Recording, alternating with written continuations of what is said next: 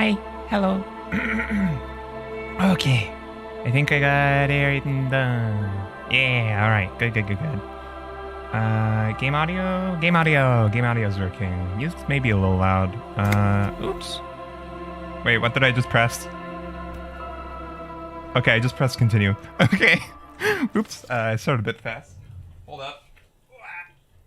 There we go. I need to grab my phone to bring up chat. Okay. Whoop. Whoop. Putting in my phone password. I guess I do have the music volume kind of down. I don't know. Still felt pretty loud. Not sure. But should be alright. Let me pull it up. Come on, let me pull the stream up. Let me pull it up so I can interact with chat. I always am like, I want to time the the end of the intro thing with the music. It did sort of come back for like a little second there, but we're doing all right. Basically at it, you know. Okay, so let me get my bearings again. Kuno's little shit show. You doing all right, Kuno? Fuck does Kuno care? The boy turns to you. He doesn't care. Legendary empathy. What's going on is an ungovernable youth on your Legendary failure. throwing around incendiary language, trying to push your buttons. Like you don't have enough on your plate. You feel a sudden surge of self-pity coming on. All right.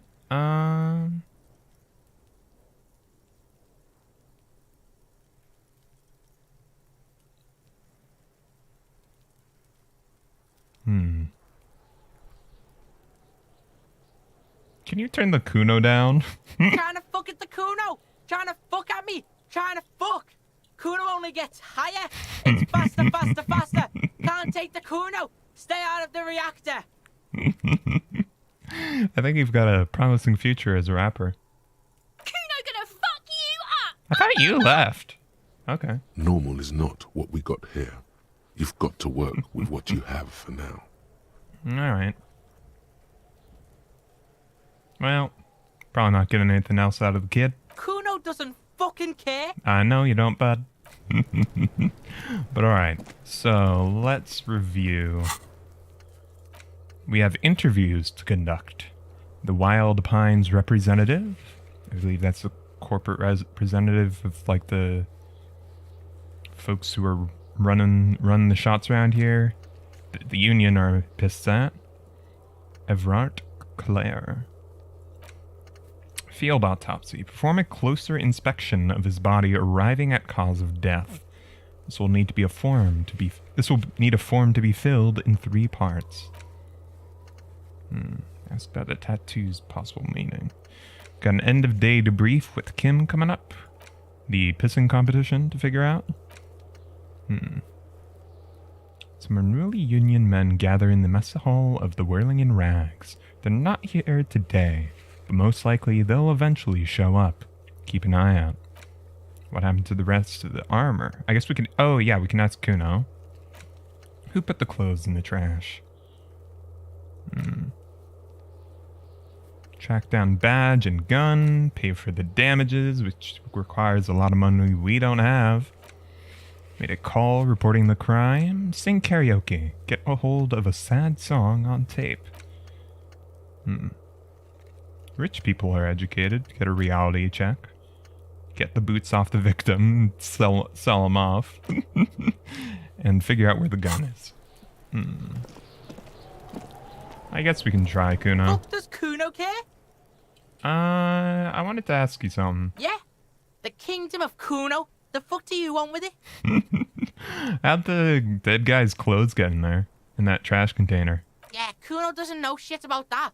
That shit is beneath Kuno. Alright, but somebody seems to be tampering with the murder scene. Other than, you know, a little bit of rock throwing you're doing. Listen! Kuno doesn't care about this small time shit. Just listen. Kuno saw what you did there, dumpster diving. Sad shit. Sad shit, indeed. Kuno could hook you up with some sweet rags. Shit like Kuno's wearing. Your size, good price. 500 real. You'd have to be blind not to notice the giant white letters F-A-L-N running down his trouser leg. Huh. Falm.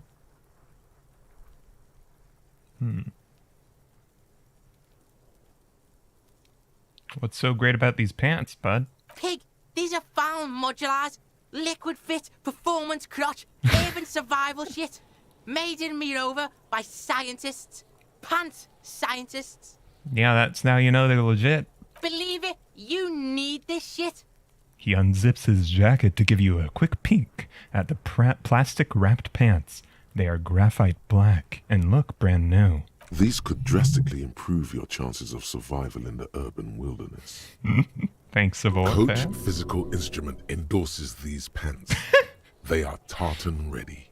Thanks, Coach. But, oh, wait. I was asking about his clothes. Did you see him lying around? Look, Kuno ain't seen shit lying around, except for that there. Now you want performance gear or not, Grandpa?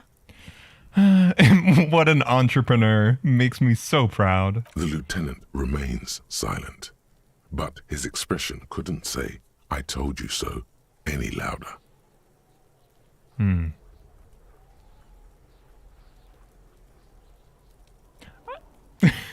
Sure, I might be interested in some pants. We can talk about it later. Alright, Pico, shit's rolling. Don't do business with the pig, Kuno. He's gonna steal all your money, Kuno. As you can see, Kuno and C don't trust you. Can't do business without trust. There's more to his distrust than being pig. He feels threatened by something obscure in you. What that is, however, remains a puzzle for now. There's also this mug in the trash. The fuck? A mug in the trash? Is this about the fucking clothes again? Does a racist mug have anything to do with it? Does its adequate depiction? No. Better not taken out of its historical context? No. What's the racist mug up to? Yeah, Kuno sees where this is going. Kuno's got that fast brain. You saying you pigs are after the mug fucker? Cause he's the clothes fucker? I can't hear you, Kuno. Speak louder, Kuno. That's what I'm saying, Kuno. Somebody's been tampering with the crime scene. Clean some of it up. Shit, that's tense. Someone's going to the beat-down basement, huh? Mug guy gonna get tied to the radiator. He nods in approval. Well, at least he's interested now, I suppose. Kuno doesn't know who put that shit in there. And if he did, he wouldn't squeal. But if you find out, maybe you can... Stop turning into a pig, Kuno. They're trying to get you hooked on the snitching. Get away from my Kuno. Yeah, that's fair. Don't talk to cops, kids. Yeah? Get your bacon shit away. Kuno doesn't like to be seen with the popo. Get your shit done and out of Kuno's face. Alright. See you around. Yeah, whatever. Kuno doesn't give a shit. That shack yours, by the way? You found Kuno's secret door to Kuno's secret shack. It was closed for 5,000 years. How the fuck did you get in? Face shifted. Shit. Get the fuck out of here. You can't do that. He can't do that, Kuno. He's trying to fuck at you again. Pigs can't displace. Can't do that teleport shit. He says to himself, then turns to you. How did you like it in there, pig old boy? Kuno's got a lot of cool shit there, right? What's with the pig head? Oh, that? Kuno decapitates pigs. That's just a Kuno demo tape. Like some kind of musician? I got one too. It's shit. No, that's great. I love that. What? What is this shit? Fucking on yourself. This is weird level shit. Kuno doesn't go there. Fuck your shit back to normal. What is this? Okay. Can I get to the harbor from the roof? Course you fucking can. How do you think Kuno made all the docky boys his gimps? Just gotta fly, pig. Alright. Is that it? Sounds easy. Not for you, pig. Kuno can't wait to see you get all scared and shit your pants. Kuno can't wait to see you shit your fat pants. Statler and Waldorf. That's all there is to it then. Don't be a pansy. Just jump. Alright. Good call, Pigmeister. Don't come and talk to Kuno about his kingdom. Alright, I'm off. Kuno doesn't fucking care. Noticed. Alright. Fallen pants from Kuno. Not close yet. You need to figure out what's going on with them, and you can get your hands on some high-performance gear.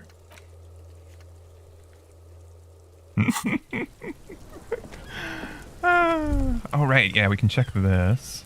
Oh, yeah, there's Kuno S over there as well. So we can take a look at the body. The rotting man lies on his side with his eyes looking straight through you. The belt is still around his neck. His body is supine and open to intrusion by autopsy. Kind of an uncomfortable way to say that, but alright. The lieutenant adjusts his glasses and takes a deep breath.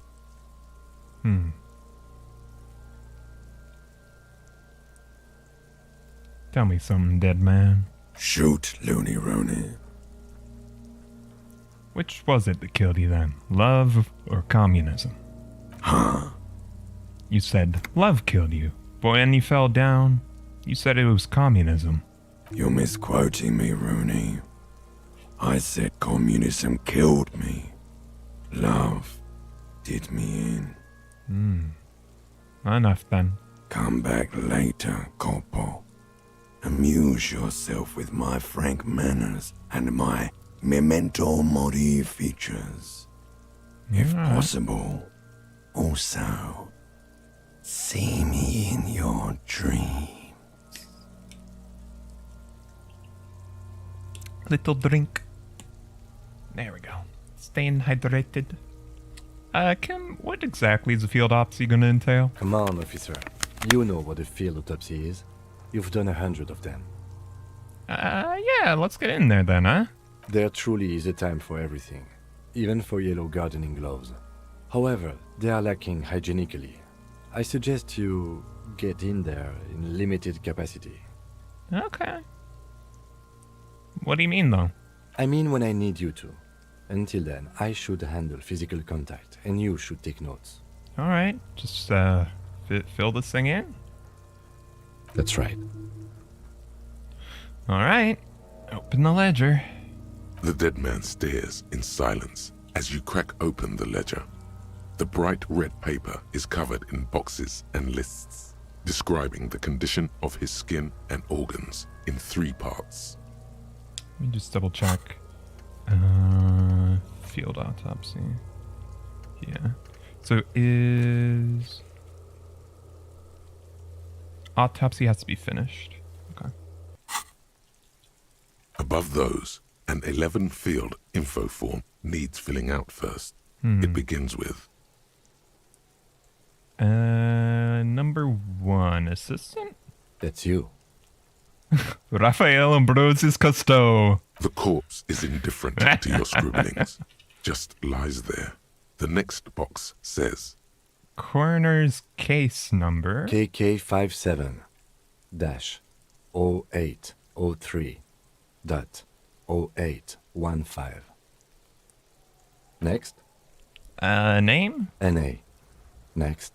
Date of birth? NA. Age? Roughly 50. Okay, about 50. the corpse looks ageless, like meat on a hook. Number 6, race? Mondial. Subgroup Occidental, as per your observation. The pudgy mess looks neither mondial nor occidental. It doesn't even look human. The next line says, Number 7, sex? Fucky, fucky! The little monster exclaims energetically. Male. Male. Okay. Pigs can have sex.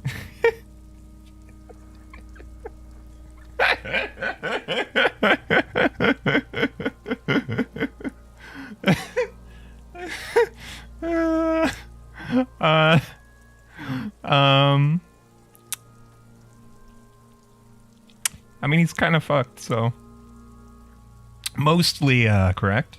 Naively, the lieutenant does not double-check your notes. El bigo mistako, Lieutenant! El bigo mistako. All right, date of death. We're still going with March 4th, 51. All right. 3, 4. Yeah. Okay. Date, month, year. What else? 9. Body identified by is non-applicable. 10.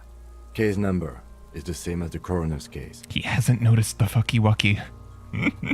KK 57 0503 0815 listens motionless, with the cargo belt still around his neck. Only one box remains. Evidence of treatment. Pretty badly, I'd say. None. At least not after the initial examination. Didn't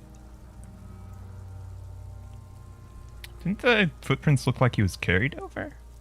They'd have to have incapacitated and carried him over. This man was more than a match for untrained dog walkers. He places his hand on the dead man's chest, as if in preparation. Your central nervous system recognizes this gesture. It's the stations of the breath. Ecclesiastic, religious in nature, a holdout from pre-DeLorean burial rites. It takes him 2 seconds to perform. Then, Well then. somewhere in Jamrock North, a small wood shed behind Rosencrantz Row, Lieutenant Nick Feuerbach puts his hand to the chest of a small corpse, no larger than a monkey. It's raining outside, light drizzle. There is darkness in the shed. Elsewhere yet, an obese female sits in a wicker chair, her silhouette ball-like against the window. Outside, Grand Coudon. The day is turning dim for Sergeant Mac Dawson. Hand extended, he approaches, to make sure she is dead more than anything else. So 2 cops. Nick Feuerbach and Mark Thorson. There's a small, presumably a child's corpse. And a woman sitting in a chair who may be dead? And so, all across Jamrock, Coal City, GRIH, 42 deceased persons found today. 42 stations of breath. That's a lot of dead people. We should start the post-mortem. Okay. Sure thing, Kim. I'm just getting, getting messages from the ether over here about death.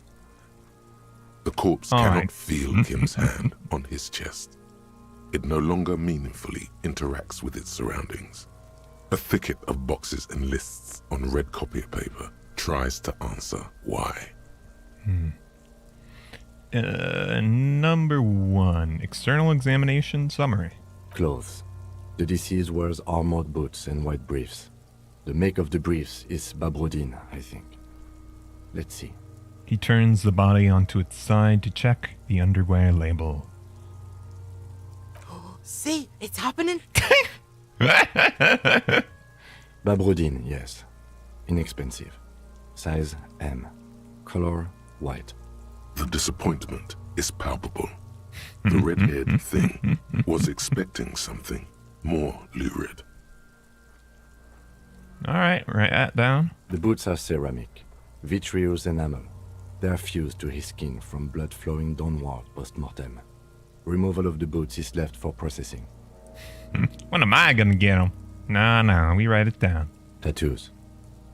He stands up, feet planted on either side of the body. The upper torso is covered in a single, continuous tattoo, resembling a map of the night sky. It reaches from the right shoulder to the heart. The ink is blue and white. The assistant has a color photograph of the markings, to be added to the case files as document A1. The photo is taken on the scene, using a Trigat Mini. Alright, going fast, but I'll write it. The deceased has a cargo lashing belt around his neck, tied with a hangman's knot. Color yellow. Length 3 meters. There is a buckle on the other end. Well nourished, athletically built, measuring 1.8 meters. Generally consistent with age, about 50. Preservation is good. Ambient temperature below freezing. All right. Body hair is light brown. Distribution is consistent with age. The deceased had male pattern baldness. Hair is combed back, short. He kneels in to get a better look. Touch the corpse's hair before moving on? Why not, I guess? The hair under your latex fingers feels cold to touch, wet. Stroke it gently. The stench is suffocating. Strands of dark brown hair start sticking to the latex of the glove, like thread off a rag doll's head. There must be brilliantine in there. He's combed his hair back with oil. Keep petting him. Huh. Feel like doing it any longer would be a bit weird, but hey, we're a Hobo cop, then we don't care.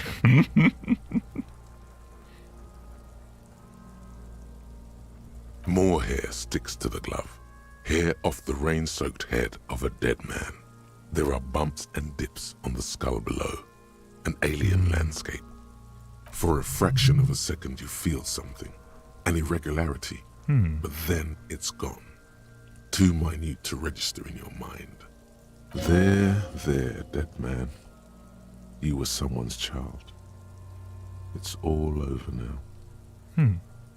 Was there a bump? What was what? Brilliantine. There's brilliantine in his hair. There, baby. Yep. The lieutenant watches you in silence. All right. Write it down. Add the brilliantine. That was some sick shit, psychopath. I'm glad you're liking the show, bud. Lividity is consistent with hanging. The head is congested. Contusions are present on the head, chest, and thighs, consistent with stones thrown. Low velocity. Fucking low velocity. You think Kuno doesn't know what you're talking about? Velocity was fucking max. Hell yeah, Kuno. Talking shit about Kuno's velocity. In addition, there are bite marks on the face, scalp, what? and chest, consistent with predation. Write down, but I meant for high velocity. No. Ligature mark. The lieutenant produces a small folding knife. With the other hand pulling on the belt, he starts cutting into the polyester. The stench is horrid. After a while, it is obvious the material cannot be cut. The steel wiring. There's too much of it. We need to remove the belt so we can get to the ligature mark. Should I try? I mean, I'm not sure I entirely trust my abilities, but I could try it. It's no use. We should get chain cutters. You can try with them. I have a pair in the toolbox of my kinema. Alright, we'll go grab those. Damn corpse. We had a good rhythm going. The lieutenant gets up and brushes his pants. Oh, alright then. Kuno's gonna have a fucking heart attack. Sorry, bud. Best of luck to you. I guess we'll run. Ooh. There's some stuff here that... Yeah, there's some stuff we haven't looked at too much. You see a set of tire tracks in the brown slush that covers the plaza. Need to upgrade. Actually, wait. Don't I have a bunch of... Oh, I do have a bunch of points. Right. Visual calculus. I was thinking... I think I have 2 skill points, so I can upgrade empathy and visual calculus, I think. That would be what I'd want to go for, I think. 1, 2. Alright. Okay. And I think, don't I have... Yeah, I can internalize Ace's High. Oh, but I need to unlock a new slot. Ah! I see. Okay. Yeah.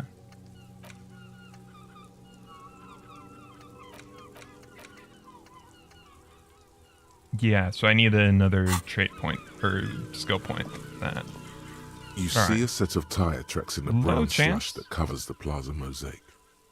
We'll try it. No, No. these tracks are Alright. We already heard that, so that's fine. Huh. A radio?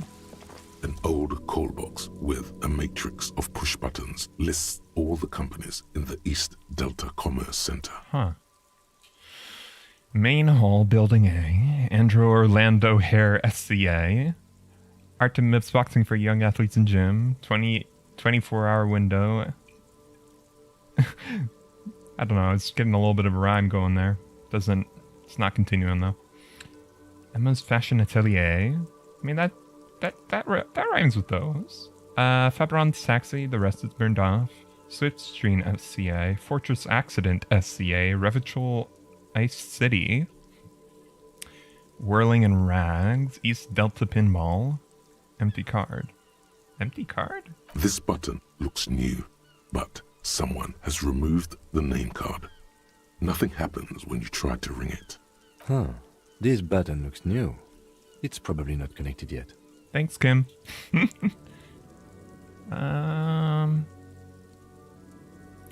Call the Whirling and Rags? Nothing happens after you ring the doorbell. They don't want to talk to you. Huh. Fabron's Taxi? Alright. Just a locked door. That's the bookshop over there. Alright. Well, let's go grab those bolt cutters, huh? Inside, you see a set of steering levers, a radio microphone, a pull-out toolbox, and the soft glow of the fuel preheater gauge. Tap on the fuel preheater gauge. As you tap on the gauge, the indicator pin jerks as if startled. It's in the large orange sector, indicating the engine is warm. Next to the gauge is a red switch labeled heat. There's no use pressing the heat button. It won't start without the ignition key. Alternative translation. Don't even think you can drive my MC. Alright, pull out the toolbox. A metallic drawer slides out from under the seat and clicks into place. The tools inside are neatly organized. We'll take the chain cutters, rubber handled. The handles are long and sleek. Snap, snap, go the cutters in your hand.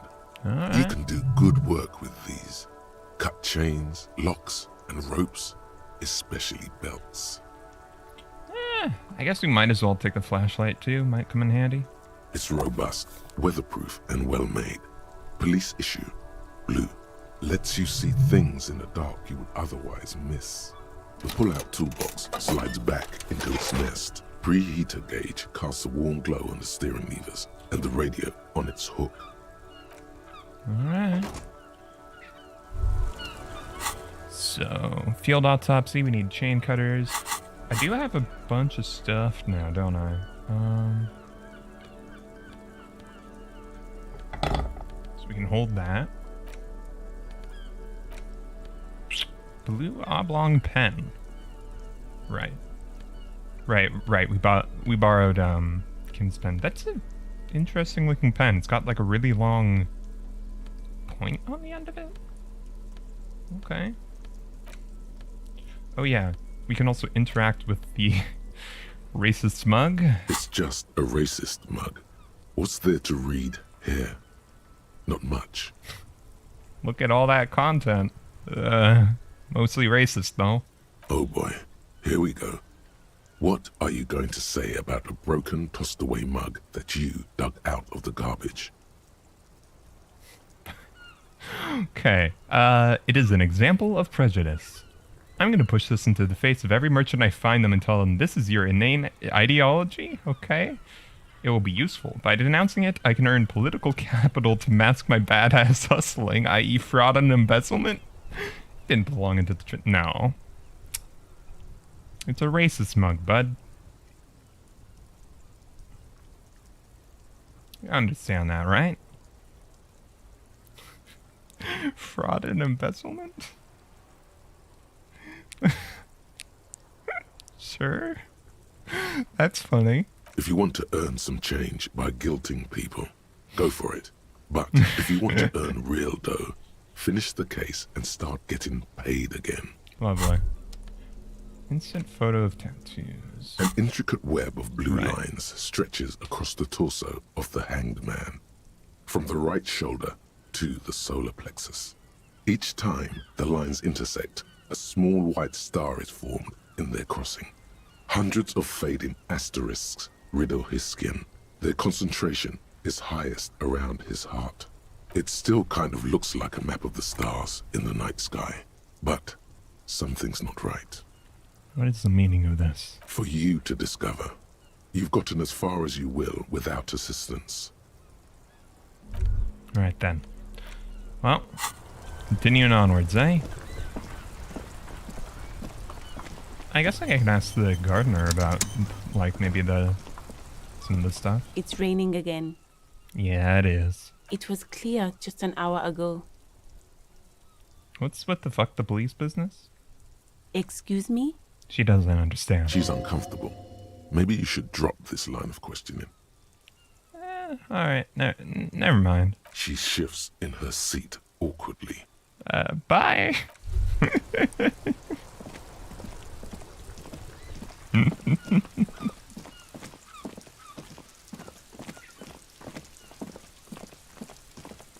Jog back on over. That's technically part of that one. Okay.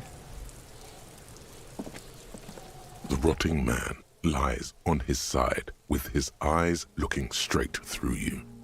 The belt is still around his neck. The lieutenant adjusts his glasses and takes a deep breath. Alright. Now that we have the chain cutters, we can cut the belt. Mm-hmm. Cut with as much precision as you can, please. Do my best. See, my pig is gonna fuck his head off. My pig? I'm your pig now? Okay, bud. No, he ain't. Your pig's a boring fuck. Ooh, that's a bit low. That's a little low. Let's look for a good spot. The belt is equally tight around the whole circumference of his neck, swelling over the edges like white bread rising from the east. The knot is the weak spot. The chain cutters fit in there, steady now, like a flower arranger. 2 cuts and it should come loose. Okay, that's a bit better than it was before. Still 1 in 4 chance. What was the turn of phrase you used? Fuck his head off? Right. After some Okay. preparation, you sink the cutters into the knot tying the belt together. You squeeze the rubber handles together, sweat forming on your brow. Press down. Snap! The knot is slashed. Another cut and the belt falls apart like a flower bouquet, revealing the dead man's neck and the dark red ligature mark around it. Alright. The rope rises to a point, leaving a gap in the ligature mark. The suspension point is in the back of the neck. The lieutenant has kneeled closer, running his finger along the dark red groove until there's a gap. Hemorrhaging is observed on the skin, above and below the ligature mark. The mark is well pronounced, consistent with a drop from 1 or 1.5 meters. So he was hanged, because that would be the drop that killed him. Chest is intact, normal contour. Abdomen is protuberant, pelvis intact, genitalia. Oh, what was it? The audience is gonna like this, huh? Go on, Statler and Waldorf, let's hear what you gotta say. No, it's get out and see. I fucking knew it! This is clearly what they've been waiting for, ever since the autopsy began. The lieutenant is trying to make it as boring as possible. Good luck with that, Kim. Genitalia is male and unremarkable. No evidence of injury.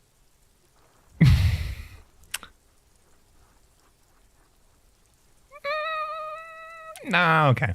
Back is symmetrical and intact. Upper and lower extremities are intact, but asymmetrical. There are combat injuries on the right hand, thigh, and hip. Those combat injuries or rock injuries? In addition, I see smaller, residual scars, too numerous to count, covering about 30% of his skin. Last item, hands. He takes the man's right hand in his, inspects it, and then moves on to the other hand. Let's let him work. Let him cook. He told us not to interfere, after all. Hands are clean. No sign of a recent struggle. Were we expecting any? I was. Maybe I'm just not seeing them. Honestly, this stench is making it hard for me to think at the moment. Alright. Ooh. That's all for the external. Well done. What next? He turns to his side to breathe. It's not enough. He buries his face in the muffled sleeve of his jacket. Well, internal examination, then? Central nervous system. I have nothing. Do you have anything on this man's central nervous system?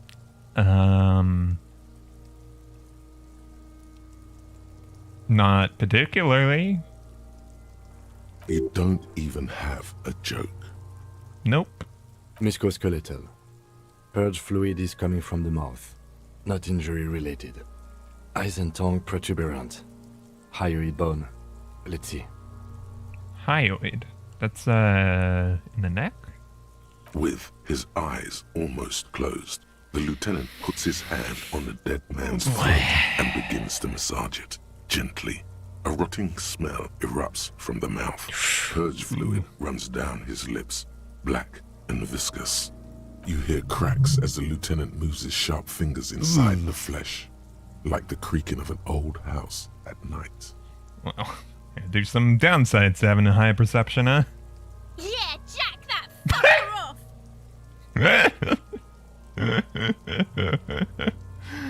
Alright. The hyoid bone is fractured. The rest of the musculoskeletal system is intact.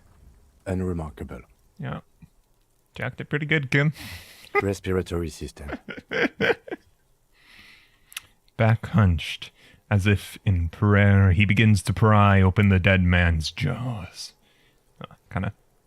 Oh well. He stops to exert more force. Both hands are used. Oral cavity shows no lesions. The victim has received dental implants, possibly after a combat wound.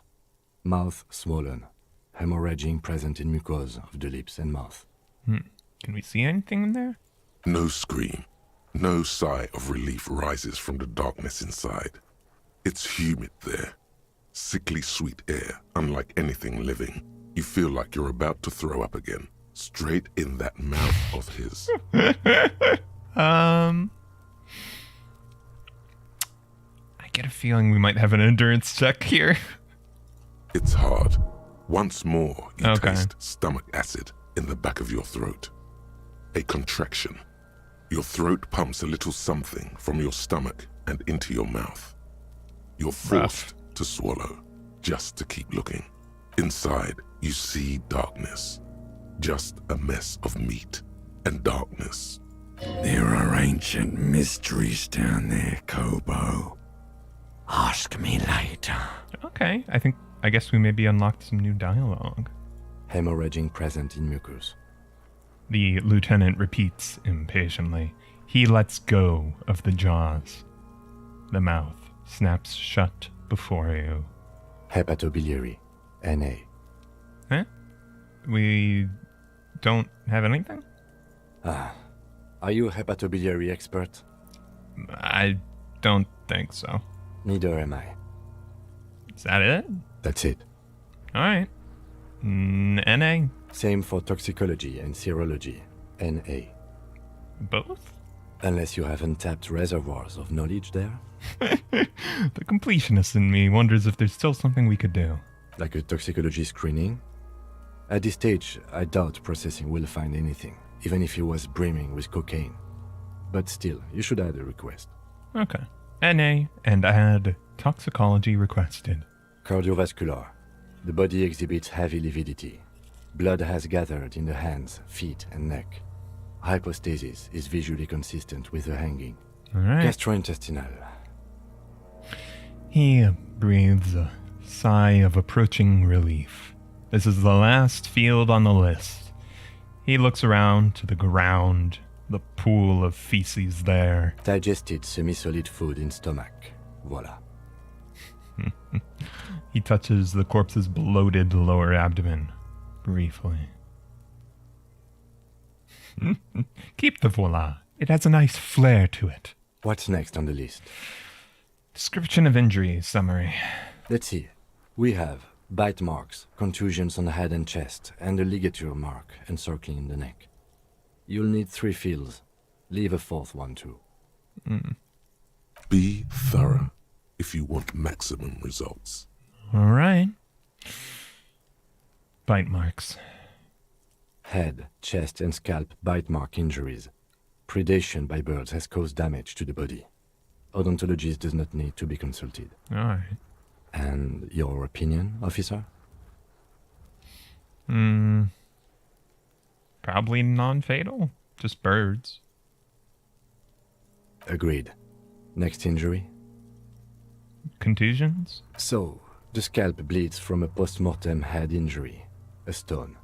The injury does not have the rim of an early inflammatory response. The perpetrator on the scene has confessed to causing it post-mortem. You want a chip in there? At maximum velocity, fucko! Has confessed to causing it at maximum velocity. Alright. Coagulated blood sticks to his scalp and chest, where the countless stones have hit the dead man. Beneath, the description of injury. 2 boxes. Non-fatal. Post-mortem.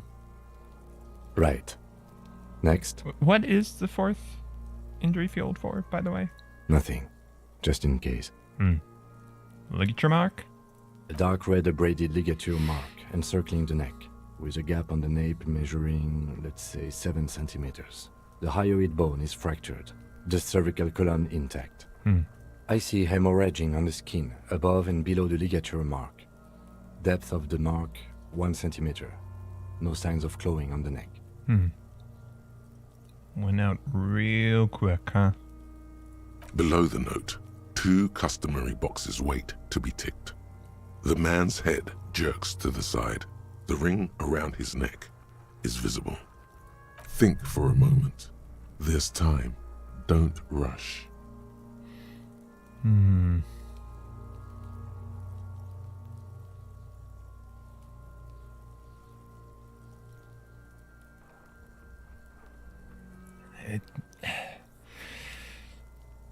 It's most likely... I mean, it's the one thing remaining. We've got space for one more, just in case. We can amend it later, I suppose, but... does seem to be the most likely cause of death. That's it. We have established cause of death. It's not much, and it leaves much to be questioned. But it's a start. It is. Thank you, Kim. Let's wrap this up. I pronounce this field autopsy over. Alright. How did it go? Well, we established probable cause of death. Some would say that's the goal of an autopsy. We also requested a toxicological screening. That was thorough. The results should arrive in a couple of weeks, if we are lucky. I would not hold my breath. Then, given the state of decay here, I consider establishing the victim's ethnicity a minor success. Anything else? We were thorough with the list of injuries, too. We described them all in detail. What is there to say? Given the circumstances, it was a professional field autopsy. Alright then. Well, what now? I need a copy of that autopsy form. Then I will drive him to Faubourg Alright. for processing. He looks at the dead man one more time, and at the slip of red paper in his hand. Then, at the corpse, again. He's thinking, did I miss something? You tilt your head, also looking at the corpse. Felt a little bump on the head. Well, better than a coin flip. But we can real quick just throw one more point in there. Yeah. That's more like it.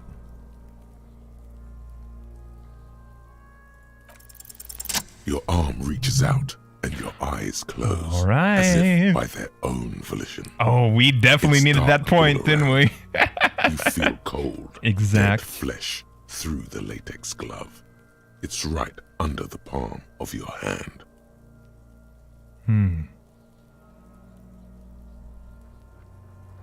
What is this?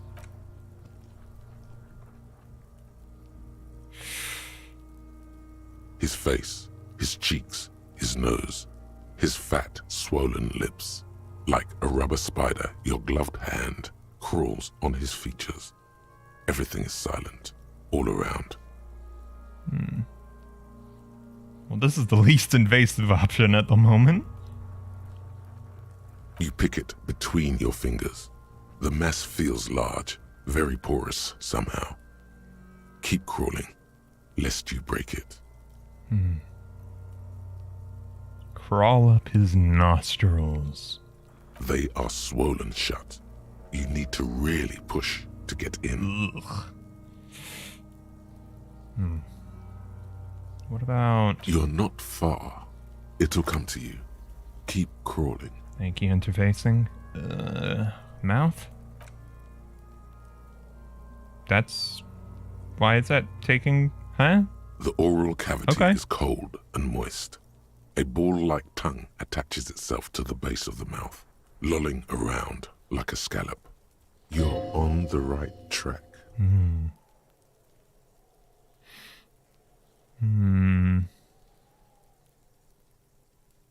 we see anything?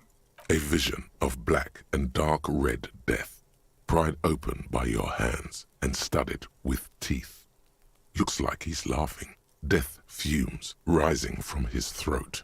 And there, in the back of his mouth, above the bell of the uvula, right in the soft palate, you see a hole, barely visible to the human eye.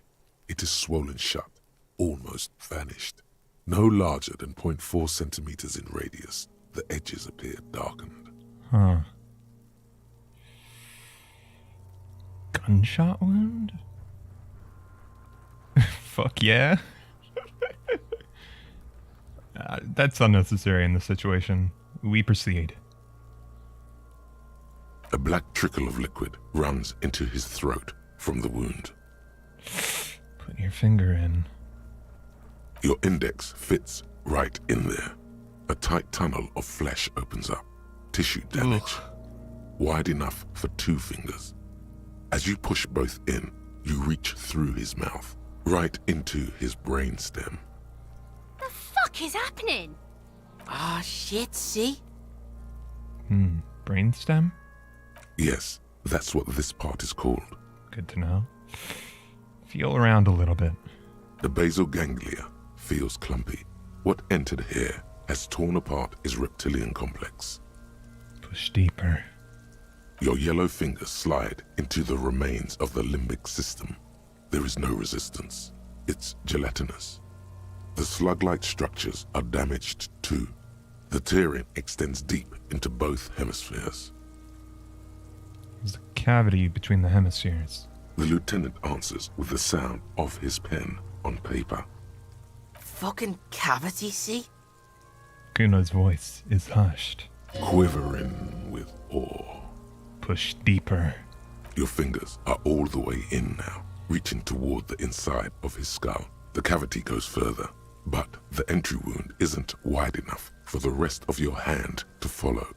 Wriggle in. Your fingers reach toward his skull. His cerebral cortex feels like jelly. Cold jelly.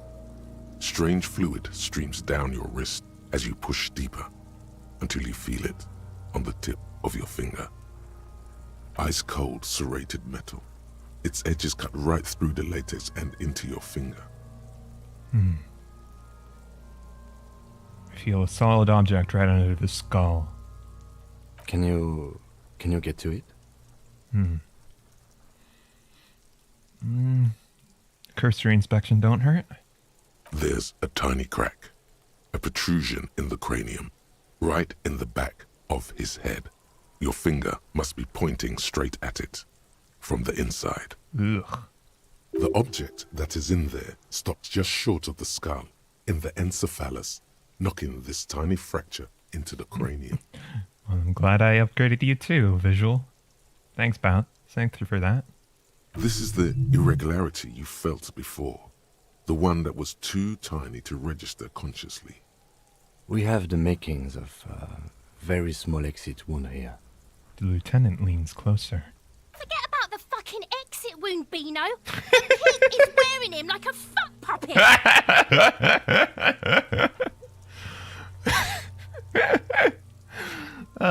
Well said, well said. Fish it out. Alright.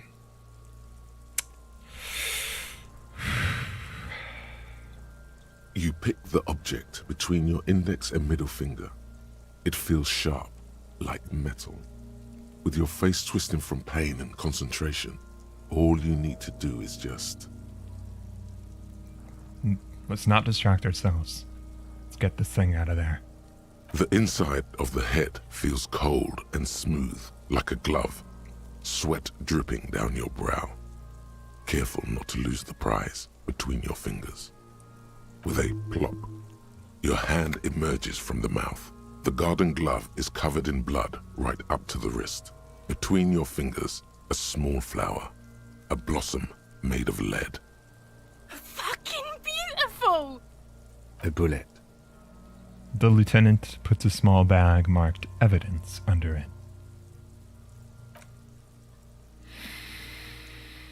Well, The now. bullet falls in the bag, leaving a smattering of blood on the plastic.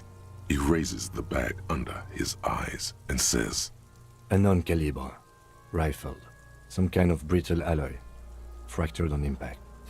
Can I have it? I don't see why we need a bullet, but... Keep it, Lieutenant. Gift for you. No, you deserve it. We can log it later. Okay.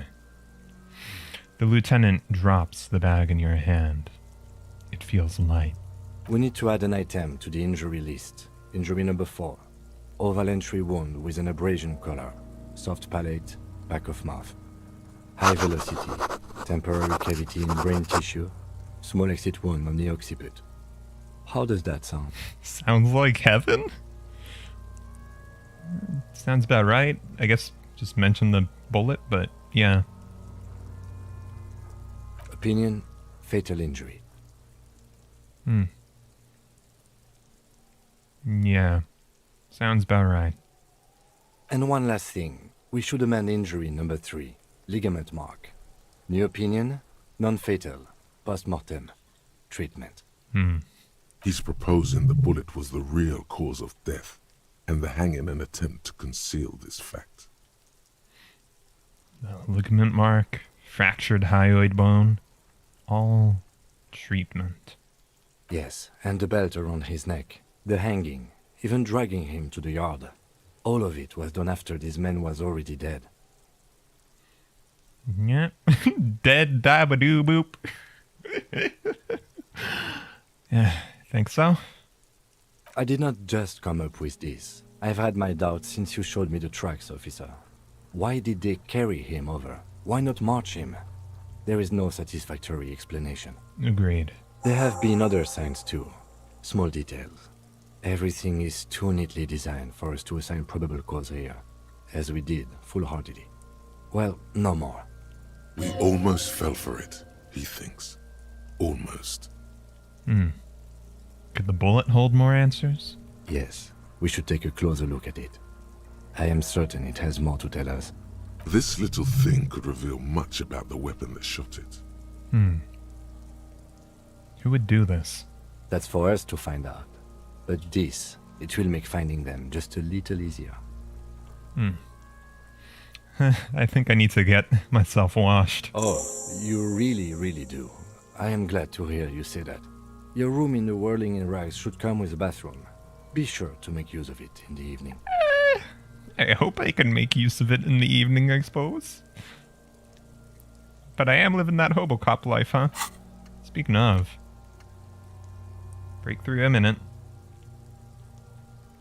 Yeah. Guess we'll see after this whole long dialogue is done. Why would they go through all this trouble? To hide something. The real killer? The real motivation? What really happened here? Alright. Well, next steps? We put him in a bag and carry him to the holding pen of my kinema. The body bag should contain the odor for the duration of the transport. I would drive him to processing, but it's too late to do that today. I'll do it first thing tomorrow. No problem. Alright. One more thing. This was really good work, detective. Thank you. Yeah, it's alright. We don't need to mess around with the boots. Though a bit of spare money would be nice. But I don't want to do that in front of Kim. Alright. He takes out a shiny black body bag and starts pulling the plastic over the dead man's face. There go those beautiful enamel boots. May they rest in processing. They will, I suppose. Oh well, in another lifetime. I will need a little help carrying him. You take the hands, I'll take the legs. Alright. Bag 'em and, yeah, tag 'em and bag 'em, whatever. I don't know what to say. Bag 'em in something.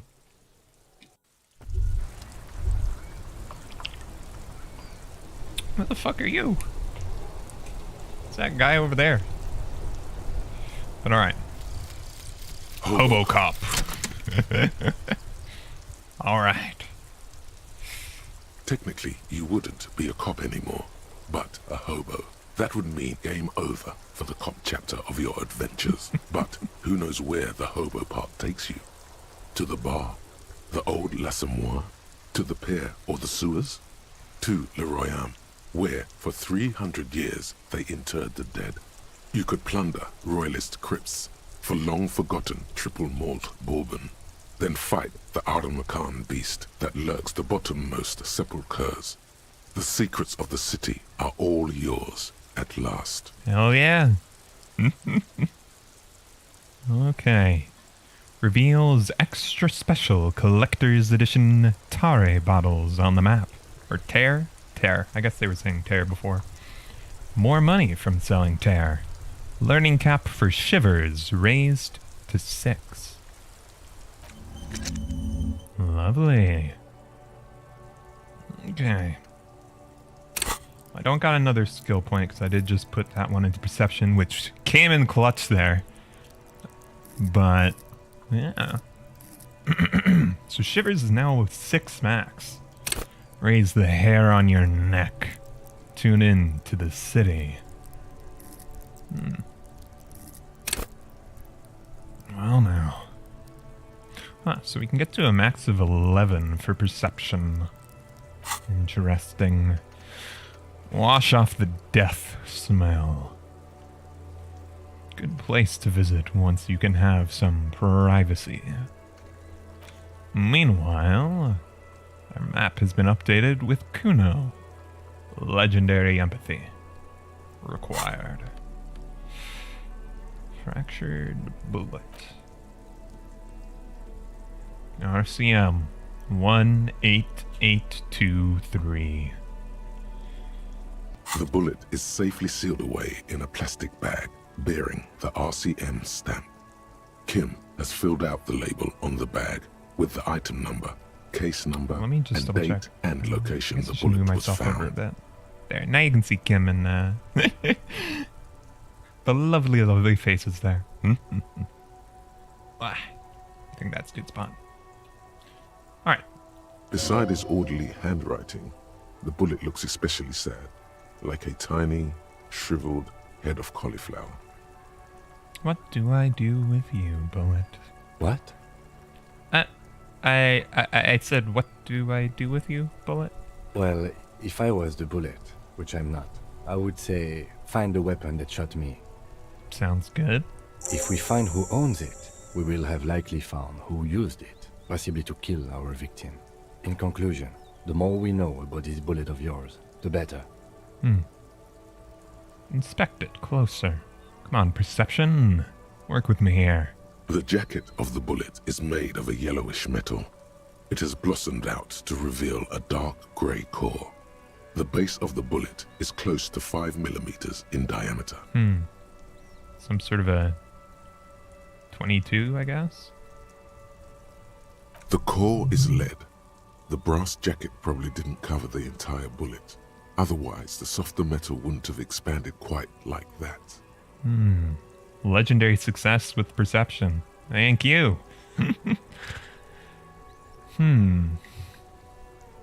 So, not a full metal jacket.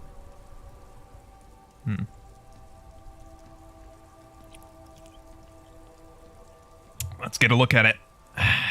You can just about make out a few striations near the base of the bullet. Little hairlines, linear. It feels standard. Okay. Standard, then. So, some sort of a hollow point. Okay. How's the core of it? It's quite destroyed. Some of the fragments are still lodged in the wound. What can you say about the bullet so far? Soft point bullet with a lead core and a brass jacket close to 8 millimeters in diameter. Oh. Wow, I actually know this. Okay. Jacketed means it would have been shot from a military-grade breech-loading rifle, and not from a muzzleloader like those typically found on the streets of Revachol West. Huh. Yeah, shoot, I forget who is here. Yeah, Goblin. I was talking with Goblin last stream about like the just like aesthetics and various like intersections of different time period technology, and it's like, yeah, this is just like really, you know, around like the like the firearms technology around here seems to be like kind of around the point of very early creation of metal of cased ammunition, with only just some very basic breech loading, like single shot weapons. While then over here, like that's probably what, like the 1830s or so, and then we have like these motor cars that are probably like about a century older, and then ceramic, like super durable ceramic armor that's literally futuristic. Really interesting. And what, the radio technology is sort of like 1960s, 70s? The phone tech, I guess, as well. Yeah. And the camera tech is like, I think, pre-20th century? Huh. Even the RCM uses ordinary unjacketed conical bullets. This is strange. Very strange. I like this, officer. Strange means unique. Unique means incriminating. We need to find the gun that shot it. Alright. Yeah. Military-grade breech-loading rifle.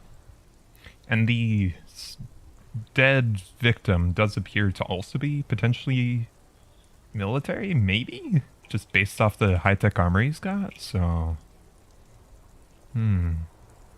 Interesting. Something tells you that won't be anytime soon. This'll have to be one of those epic tasks that's open for a while. I mean, 42% chance ain't bad. A rifle, revolutionary period. Success! Your bullet looks to be an old 4.46 millimeter from the surplus left over from the turn of the century. Yeah. Probably an antique or a retrofitted antique. Retrofit. Okay. Revolutionary period, huh? Huh. Yeah, so I guess like this world, like the revolution that happened at some point in the past couple of decades was the impetus for further firearms development. So likely pre-revolutionary, it was entirely muzzle-loaded. And then during the revolution, things were... Basically, research went into developing breech-loading weapons, which kind of indicates, like, there hasn't been much, like, war, I guess? There has been colonization, though, because, like, they were talking about that with, like, the racist lorry driver and mug and stuff. Huh. Retrofitted, too. Could be, like, originally a musket, muzzle-loaded that was retrofitted into a breech loader. The 4.46 caliber was widely used with the Belmargrave rifle, a Revacholian manufacturer. Huh. The BM dominated the battlefields of the Insulindian theater of the anti-centennial revolution 50 years ago. Oh, that's why. I guess that makes sense.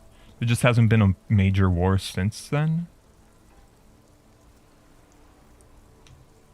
Or maybe there has been, and like, it's just like more recent firearms technology hasn't proliferated into police use, maybe, but that seems unlikely. Anyone still making these rifles? No, but Zeliger, a major firearm manufacturer, ended up with a surplus after the war.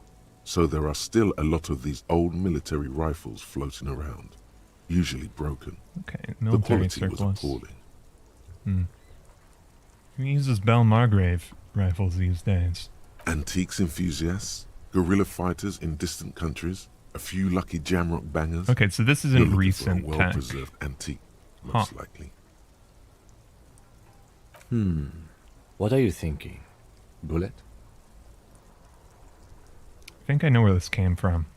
Okay. And? Probably a Belmargrave rifle? An antique. That makes sense. There can't be many breech-loading rifles floating around in Martinez, or anywhere in Ravachol, really. Why not? Sure, there's some arms trafficking, but the laws prohibiting the use of breech loaders we inherited from the monarchy have been effective, from what I've seen. That's interesting. Okay. So yeah, there's some gun control stuff on breech loading weapons. So most civilians are likely still using muzzle loaders. Some new RCM recruits get impatient with their muzzle loaders Right, once and they've trained with yeah, Kim had a military-grade muzzle weapons, loader. but they realize it's worth it in the end. I think we should have more powerful guns. We're the law.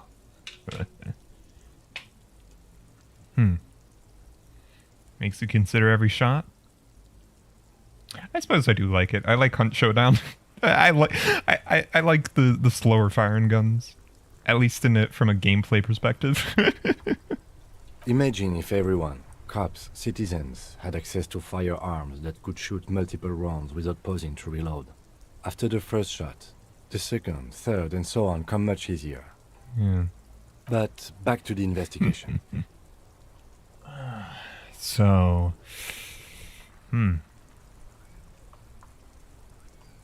foreign guerrilla fighters or an antiques enthusiast? I mean, I don't know. I guess this seems a little bit more. Hey, see, we're analyzing firearms technology. Could they have been mixed up with some foreign guerrilla fighters that would have access to antique breech loaders like it? Let's find out. Next step, finding the gun itself. Alright. I can give the bullet a little feel. The squashed bullet has some sharp edges where the jacket has split open. It feels cold, even through the bag. Alright. Nothing more to see here. Nice. Perception coming in clutch. We've gotten, what, like 2 legendary perception checks? Or no, wait, and then, wait, we had 2 legendary perception checks. Or wait, was that a hand? That was like a hand-eye coordination one, wasn't it? Well, pretty good. Locate a working firearm that shoots 4.46 ammo. Dang, we just kind of We got that good. We got that good. All right. Oh yeah, let me stop holding some chain cutters around. Inland Empire and empathy. Less authority. Okay. I'm not super planning on using much authority. I don't know. I already have minus a bit from thoughts. Yeah, from thoughts. Okay. Authority is 1. Yeah. Inland Empire 6. Empathy 5. Wait, didn't I upgrade empathy though? Yeah, I did. Yeah, oh, okay. It's 6, but it was just showing as 5 on that screen for some reason. Weird. Is it not taking... I guess it's not taking, Yeah, why is it not taking the upgrades? The learned skill points into consideration. Huh. Alright, cool. I had a little voice crack there. We can hold our little clipboard everywhere. Hey, yeah, let's spin. Let's go spin. Alright, it is getting late in the day. When's the end of the day debrief? Okay, another 3 hours or so. Completed a lot. Yeah. Where are you? I am a gander and a hunter and a gatherer. Feel like a traveler. The man mutters to himself, accenting the beats as he goes. I am the law. I had a burp there. Yeah, let's keep listening. Want to learn a song? From another planet. Hey there. He finishes and turns to you. What's going on? It's the jam, my man. He motions towards the sprawl of lorries with a sweeping gesture. The air from the east is thick with the smell of crude oils, heavy metals and other byproducts of the modern era. You can almost taste it. It's a jam. It's a traffic jam for the ages. Harbor gates up the street are shut tight, no explanation given. Workers on strike, scabs agitating, an all-around clusterfuck. Meanwhile, we're all stuck here in long-haul limbo for days upon days upon days. Upon days. He glances south, down the road. Limbo, huh? That's where I am. Yeah, exactly. How long you been here? Feels like forever. Like I was born on this here roundabout and this was all I ever knew. Just me and the metal and the tires, the oil and the fumes of mazout. He's got some interesting tattoos, too, don't he?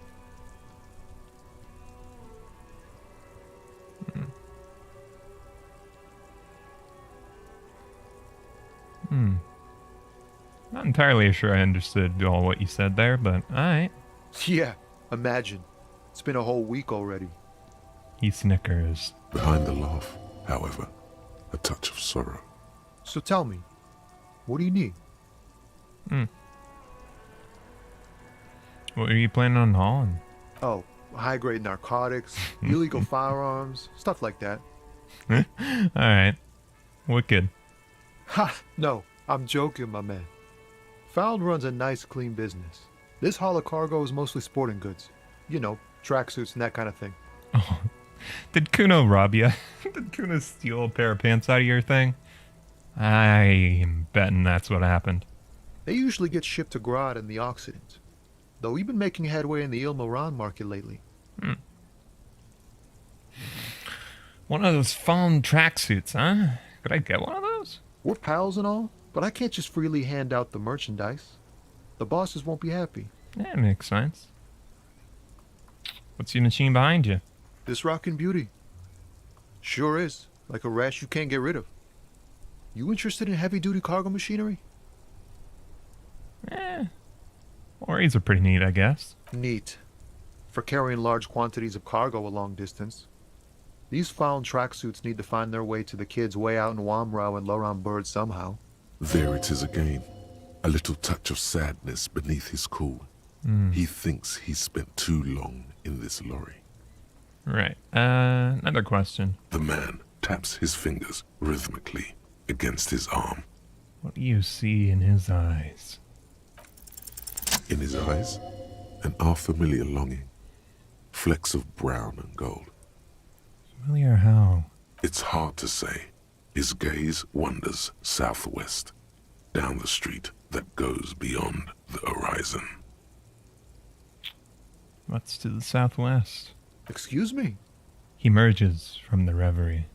A flinch jolts his frame. The question has touched a nerve. I'm a cop. I can fix anything. I get along. I felt something similar since I woke up. Man, I don't know what to say. Not much anyone can do. There's no helping in absence, you know? Yeah. I miss my family. They're all I have. My wife, second kid on the way, waiting all the way in Diora. And here I am stuck in this shit, so far from home. Diora? Diora of the Seven Seas. It's on the other end of Le Caillou, pretty much. On another island called Laurentide, off mainland. We've got a little place there. Can almost hear my kid laugh when it snows. What's it like to miss someone? What's it like? Good. And bad. An ache that brings you joy. I think of them a lot. I dream up these silly scenarios in great detail of living with them. It comforts me. He smiles warmly. What about you, cop man? You missing someone? Is that what it is? This feeling? No, it's scarier than that. You're pursued by a hunter, smelling of apricots and sorrow, and the past. No. I think I feel hunted. Hunted? By what? Shadowy figure known to me as the X something. An ex-wife? Ow. That affected my health, not my morale. Huh.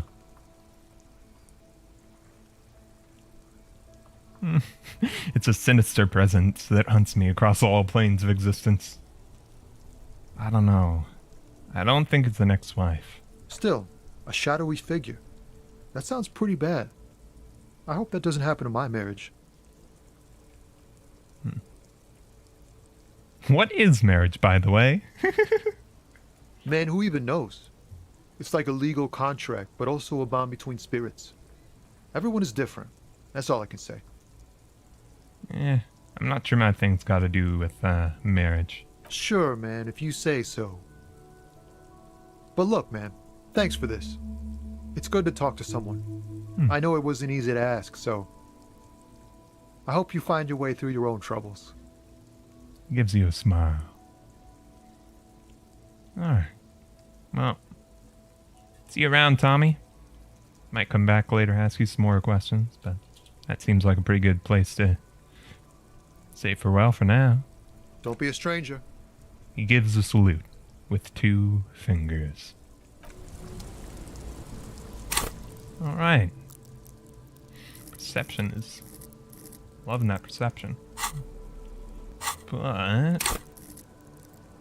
kind of want to grab another thought cabinet drawer. Yeah.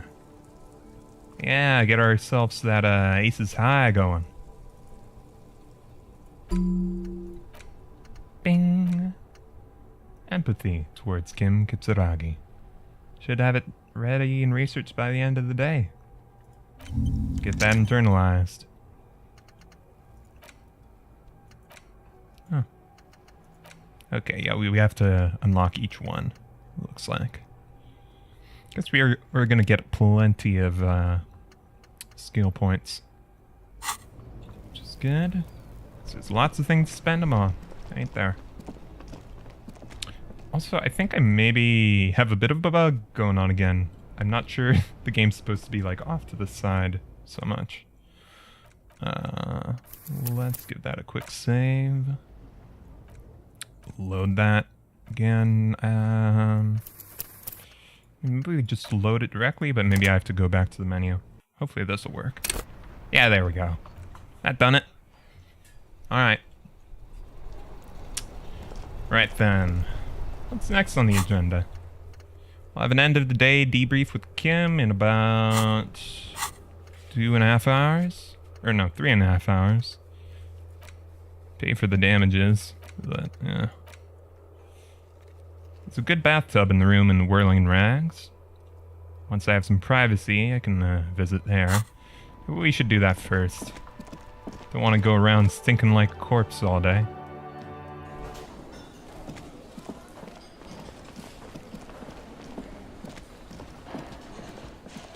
Oh, missed the staircase.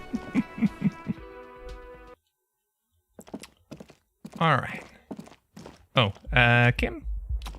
I might want a little privacy. Yes?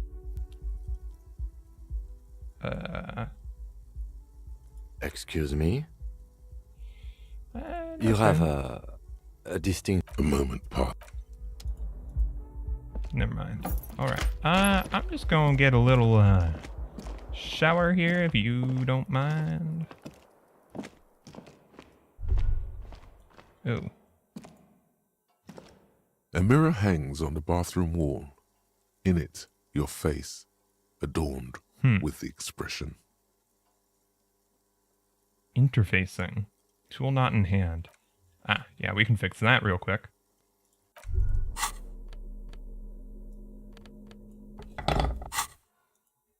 A mirror hangs on the bathroom wall. In it, your face. The chain cutters slip out of your hands as you attempt to twist the faucet into place. Well, you know one thing for sure. You've probably never been a plumber. Alright then.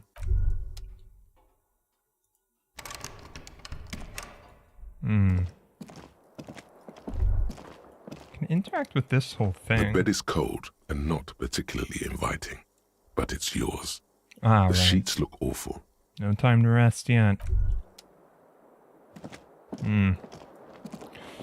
Need to get a bag and start making some money. How are we gonna do that, huh? Eh? You wanna go downstairs, bud? There you go. Let's stop running around with chain cutters in our hands like a serial killer.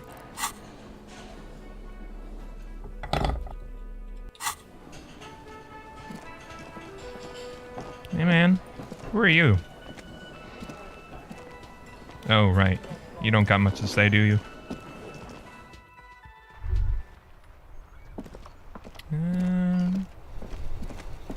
Guess we explore around. See what's going on. What's the map? Right. Got Kuno. Legendary empathy required. Set of tracks up there. Right. Yeah, we're in the Martinez waterfront. Guess there's more off to the south here, huh?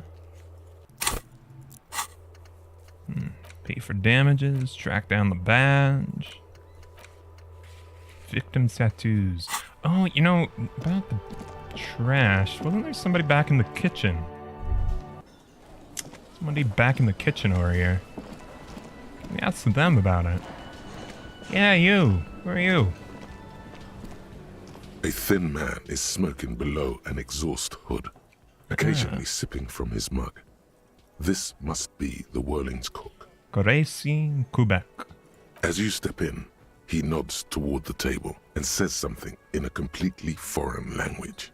The only words you can make out are Garancy and Quebec. Yeah, it's like an an type of thing. It must be his name. Garancy. Garancy Quebec. Sounds representative. Hey, you, got time for a few questions? The man puts his cup down and replies something, his left hand drawing arcs in the air. I'm pressing pots? He smiles and bangs his ladle against each of his pots in turn. Alright, that's good. Stay masculine? Interesting, closer there, bud. But I won't, question it, Raphael. Good work, I guess. What's this You door? see a heavy steel door with a prominent dimple lock. It's painted blue. You immediately feel drawn to the color. Blue is for mystery. Wonder where this door goes. You do?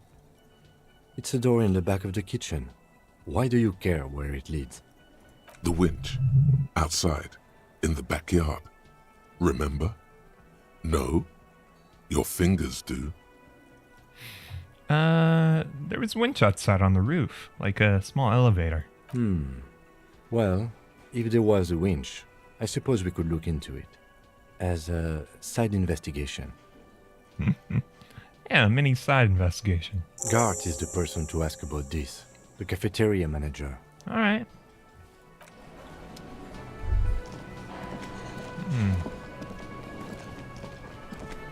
Well, now, how is it going, Gart?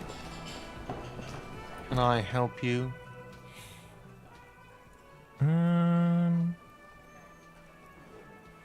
There was another thing at the whirling. Another thing. Great. I love those. There's a mysterious blue steel door in the back of the kitchen. Oh, yes, that door, sure. There's nothing mysterious about it. It's just a door. Well, what's behind it? Doors have things behind them, don't they? No, I don't have a key. I don't know how to get there. And I don't care either. It's not like I've been wondering about it for 10 years. It's just the frit warehouse, probably. That sounds like something said by somebody who has been wondering about it for 10 years. Or some boring storage space with a bunch of old junk and dust. Junk and dust. He runs his finger across the counter to check for dirt. He's attempting to maintain an air of indifference. It's absolutely not convincing. We can let him pretend he's indifferent. He looks at the dust on his finger and wipes it off. All right, bud. Yes? About that money I owe. Yes. Have you got it? How much do I owe you again? A lot. For the room and broken window, 100 real. Right.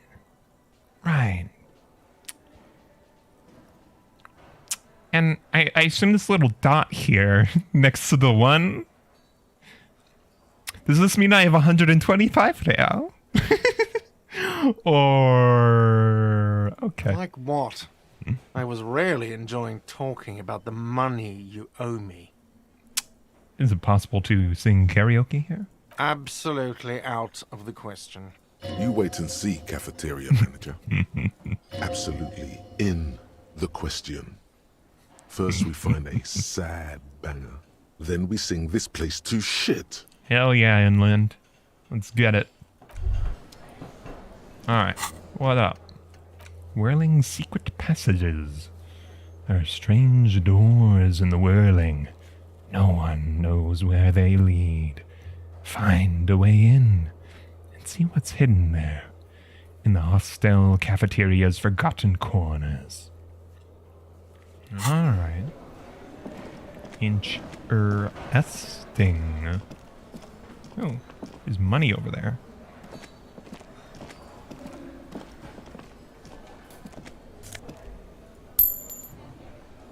Well, another 1/200th of the way there. We'll finally be able to pay off our debts. But I don't think we're going to be... Something tells me we're not going to be washing off the stench of death for much longer. Anytime soon, rather. We need a bag to make some money, though. I did get Hobocop, so I should be able to get more money from getting those, litter. Ancient fountain. But that's out of the question until we get some bagging going on. What's going on over here? Who are you?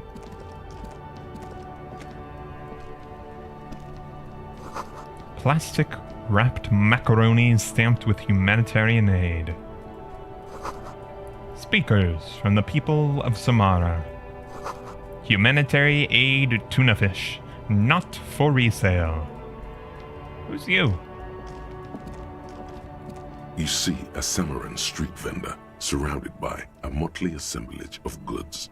When he realizes you're looking at him, His face breaks into a wide, welcoming grin. Hmm. The name Sileng is embroidered over his breast pocket. Happy shopping, officer. Everything's cool here. He gives you a thumbs up. Huh, what's so cool? Everything's cool. The goods are cool. The customers are cool. The place is cool. And one more thing, officer, you're very cool. Bang, bang, bang, bang. Thank you. He makes both hands into finger pistols and fires a few finger bullets into the air. You feel a twitch in your index fingers. There's a finger shootout brewing. Whip him out. Don't shoot, officer. Have we got an arrest here or just a shakedown? Just a shakedown, bud. Good one, officer. You're a funny guy. Now, what can I do for you? Give me your money, I need money.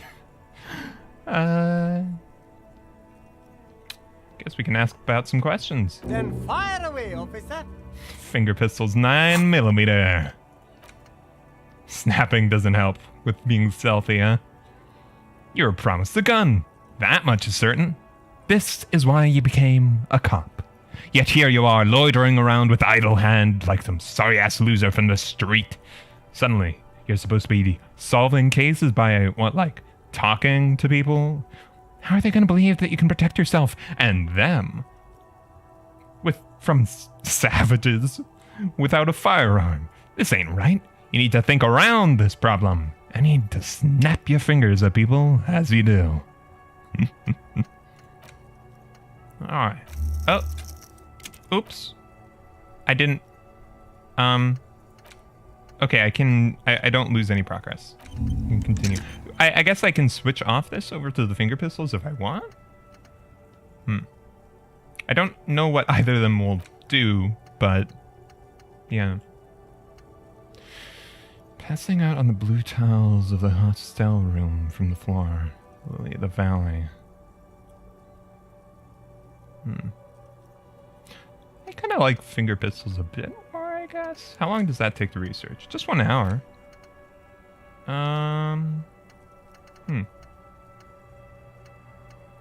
Take that. It's fun. I imagine... I don't know what morning will give us. I imagine finger pistol's probably going to do something for our hand-eye coordination. Though if it's like the other things and it's just increasing the max, we're already at max. So, not super useful, I guess. I could see the, what was it? White Morning to be something with like Inland Empire. That's probably what that one is. Drama, maybe. Can't quite say. We'll stick with what we've got. Persuade him to give you some money.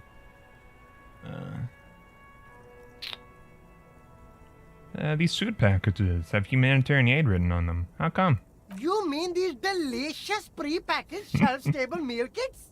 Really easy to cook, no hassle, really cheap too.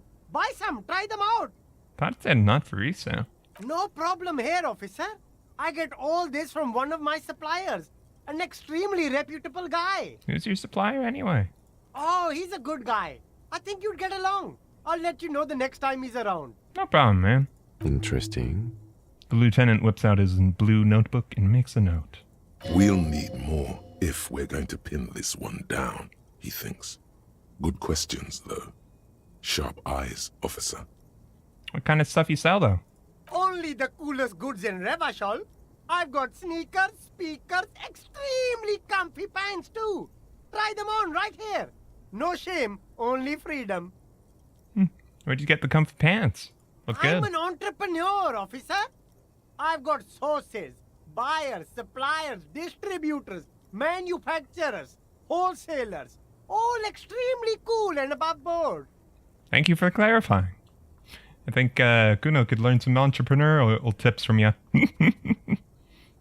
Huh. Discount for cool officers like me? Got a permit for all that?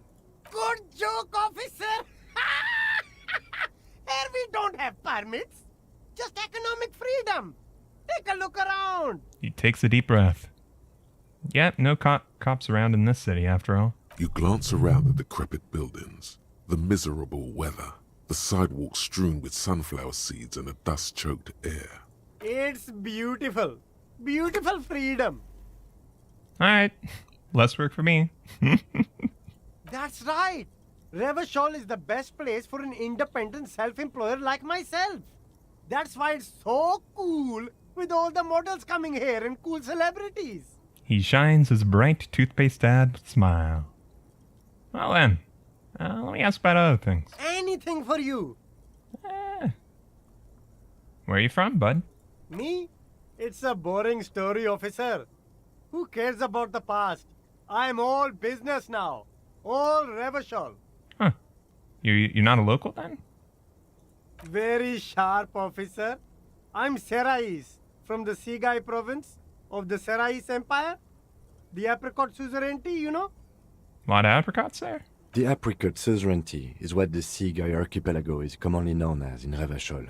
It's a bit of a fraught term, I'm sure you understand. Okay. No, apricots come from Sigai. My grandma used to grow them. But Sigai is a shithole. That's why I came to Revachol. Here's much better for an independent entrepreneur. Less laws. Speaking of, why not support an independent local entrepreneur? I send half my profits back to my grandma in Sigai. Well, if it's for his grandma, you should buy a lot of things. Well, I'll look around, thanks. Food gift from the people of Messima.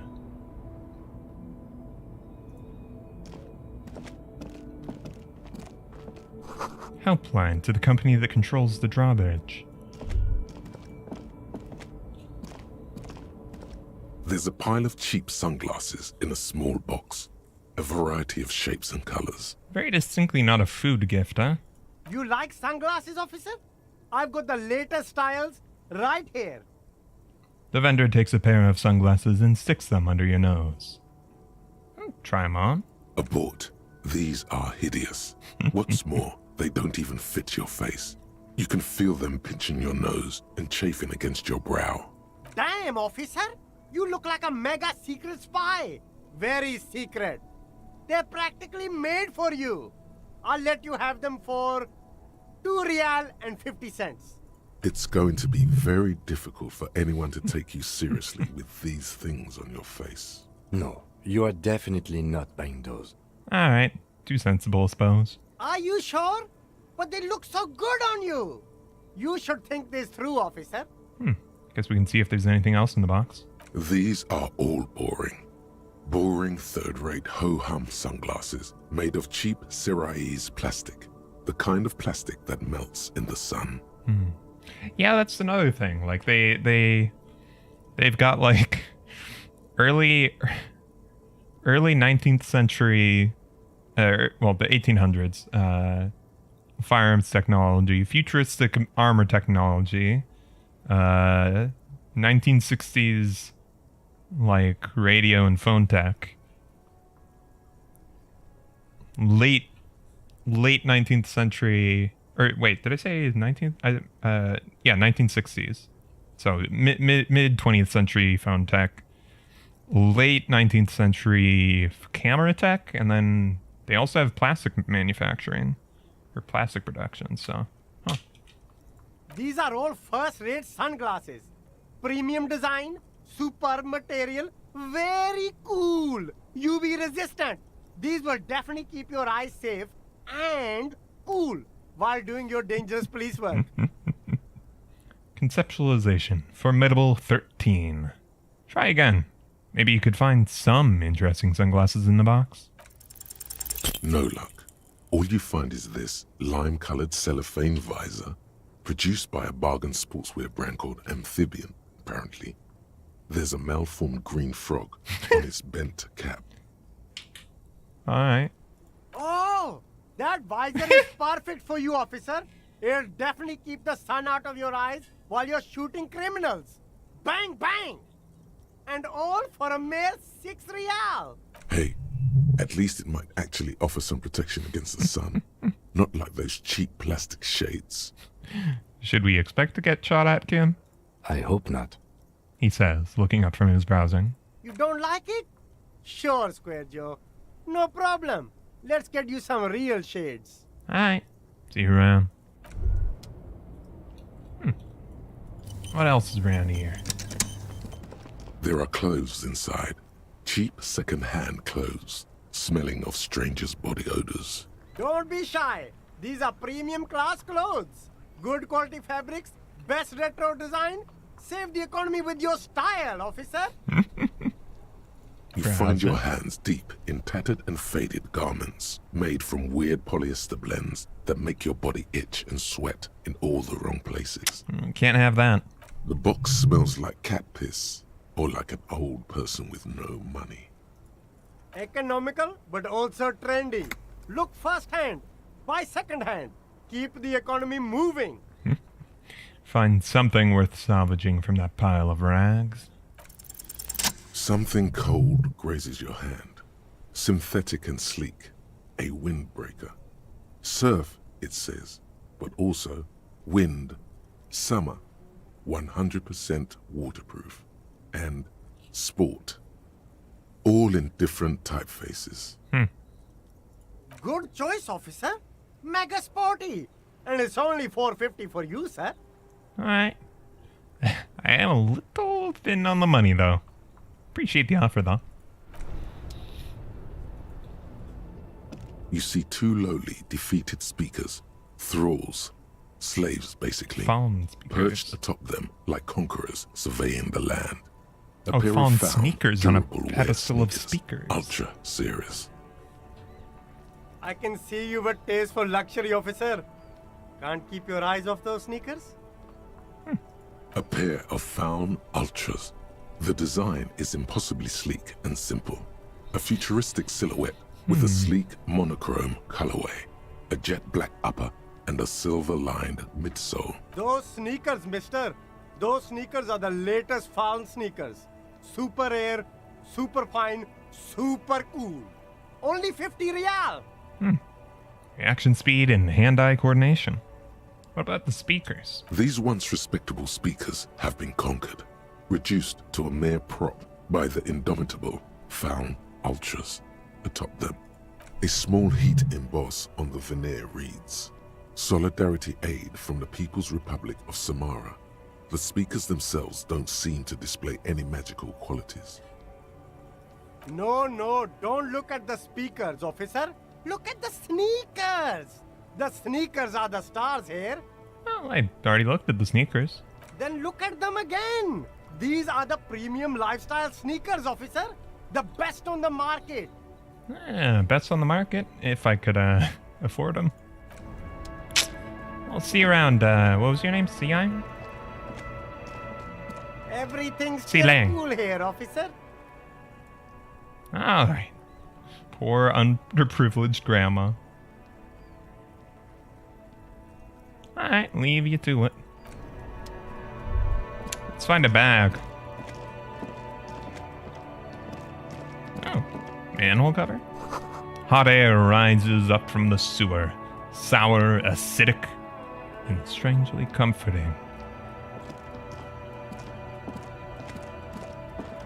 Nothing back here.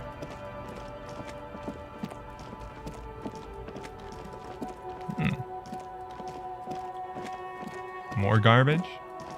Oh, we're a hobo cop. Doesn't hurt. Fingerless gloves. Electrochemistry. Ooh. Now that's some style. Interfacing, huh? Gasoline-stained fingerless gloves in navy blue. They've been worn threadbare, but being made of wool still provides some warmth and comfort. Yeah. Getting some drip going. Getting there. Roy's Pawn Shop. Fast cash for faster times. Can sell some stuff off then. That's good. Oh. Huh. book. Some sort of machine. An antique cash register? Oh, there you are. It's an odd spot for you to be. Bust of a woman. The plaque simply says DEI. Day. Like God or something? In the dark, a film projector is whirring away. Mostly military wear, with a few more eccentric fashions thrown in. Well, it would be rude not to talk to the proprietor. Hello. It's not often that I see officers from the RCM in my pawn shop.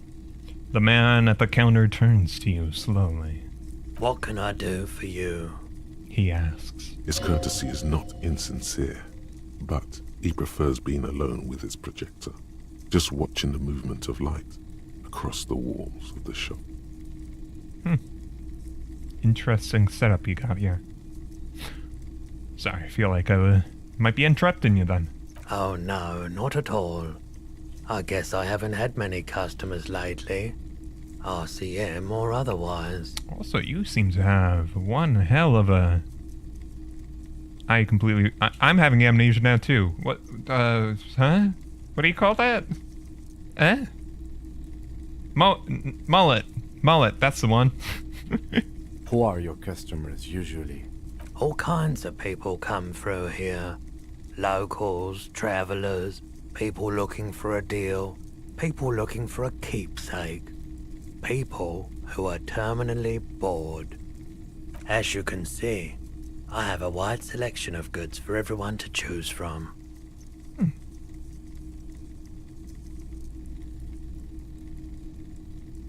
Quite the collection indeed. It keeps me entertained.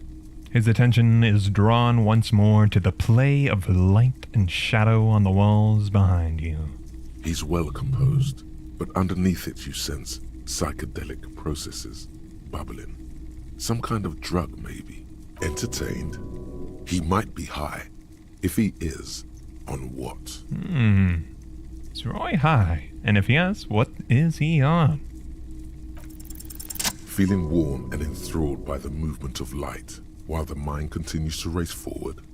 Lucky bastard. He's probably on Parolidon. It's tough to come by on the street. Parolidon? What is that? A drug developed by the military to treat and prevent radiation sickness. It has psychedelic side effects, and it makes your eyes turn yellow. Okay. Pawn shop owner with possible connections to the military, and we're looking for an antique military firearm used in the killing of the victim. Might be onto something here.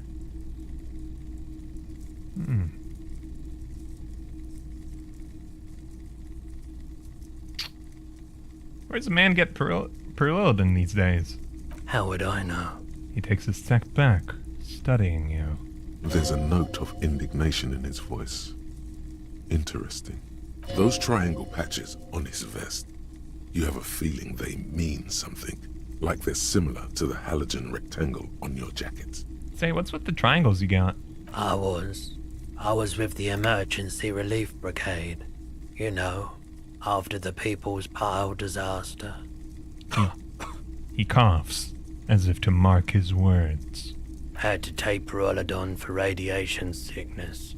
That's what you were hinting at just now, wasn't it? He's taken it for mental and emotional, not physical pain these days. People's Pile? A bad idea. Some poor leftist built a particle decay generator in hopes of bringing affordable electricity to underserved communities. It malfunctioned. Radioactive waste everywhere. Probably some of it in you, too. Must've been tough doing radioactive cleanup. There's a reason why everyone's tried to forget any of it ever happened, and why no one has tried to repair or replace the pile. So much disappointment, and early deaths. Cancer mostly. And we knew all that was coming even as we were cleaning up as best we could. What happened? Whose fault was it when the generator failed? No one's. Everyone's.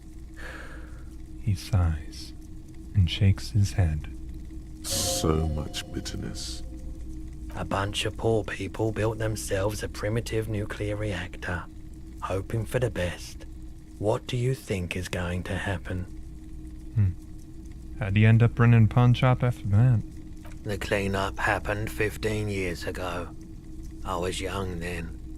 Later, my second aunt died. Left me this shack and all the assorted junk in it. So I came to Martinez. People told me don't go there. It's a shithole. I said, people, we just had a nuclear pile meltdown. I'm gonna get as far away from Forburg as I can. Still in the same city, but... Oh, so it was in Martinez that this went down, huh? I didn't hear much about the Emergency Relief Brigade. Can you tell me more about that? We were an all-volunteer force. Self-organized. Tried to help the fire brigades contain the spill. On the patch, gamma radiation lines crossed with a red drop of blood. I lived by the river since I was a small boy. The Esperance. Didn't have the art to let it all go to shit without trying to do something to help out. There wasn't much the volunteer force could do, however. We wasted years in the river mud. Years getting sick. He looks at the sparring light and stops. Thank you for telling me. I like the theory more than the story. Outward movement, not vortices. Yeah, you gotta get in on those vortices, my man.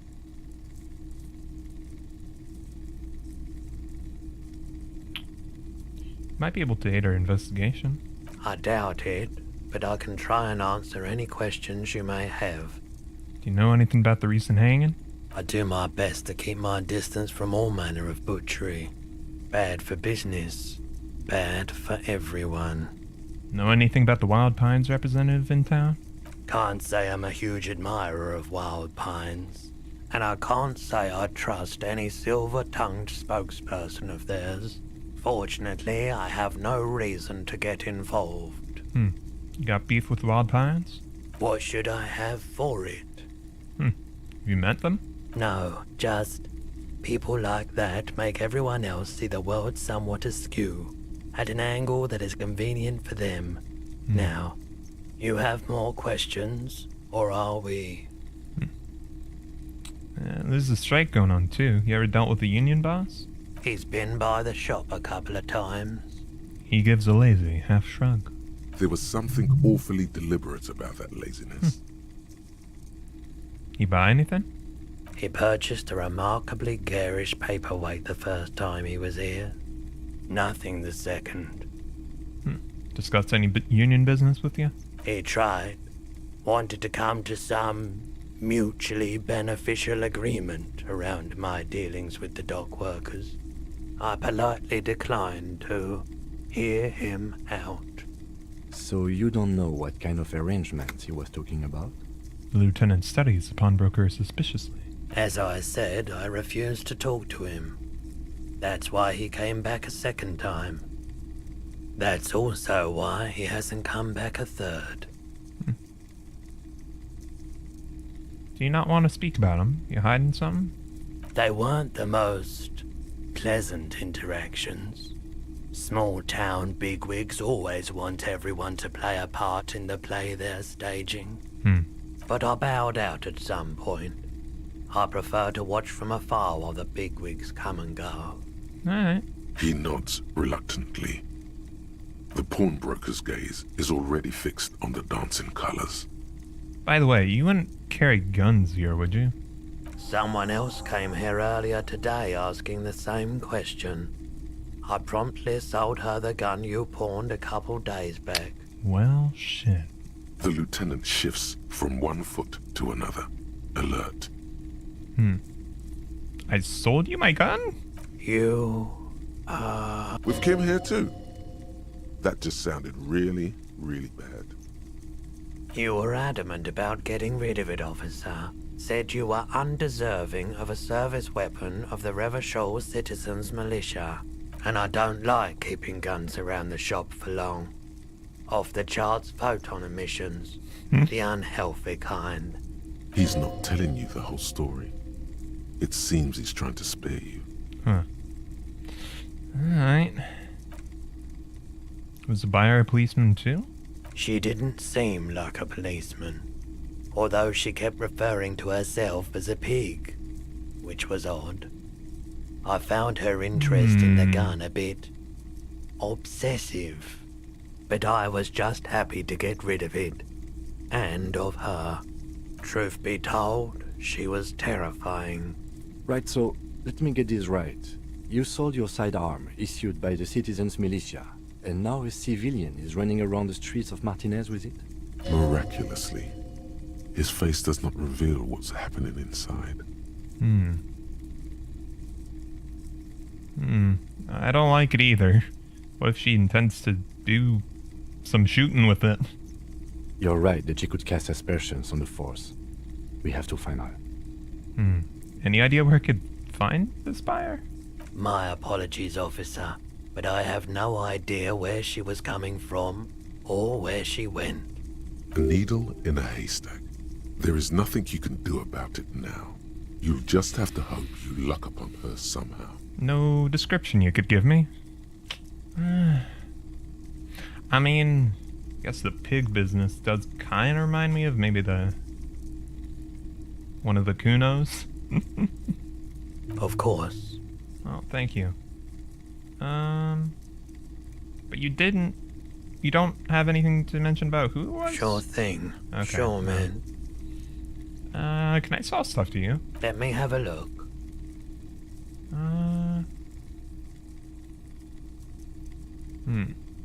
I'd like to sell my clothes. Check my pockets. Anything else you're thinking of selling?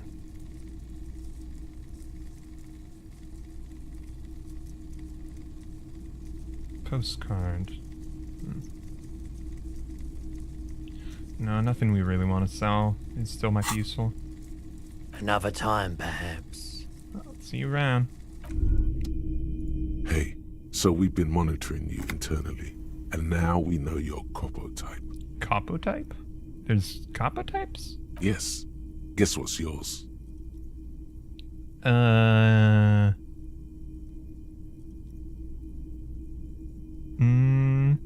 haven't done that much, sorry cop. Weapon cop? Cool cop? Weapon cop? I guess I've done shootings. No, you're the sorry cop. I'm the sorry cop. Who's sorriest? Alright. Let's make it official then, shall we? Huge lack of enthusiasm going on in here. But like, are there other copotypes here? Oh, you know. Apocalypse, Superstellar, the Advanced Interesting Cop, Liquid Shadow Cop. But you're too sorry to say those things. So, here we go? Won't the other copotypes get jealous? What? Jealous of the sorry cop? I think they'll be fine. Don't worry. They'll be super, super fine. It'll be totally okay. You can dual copotype from sorry to anything. Fucking they should be sorry.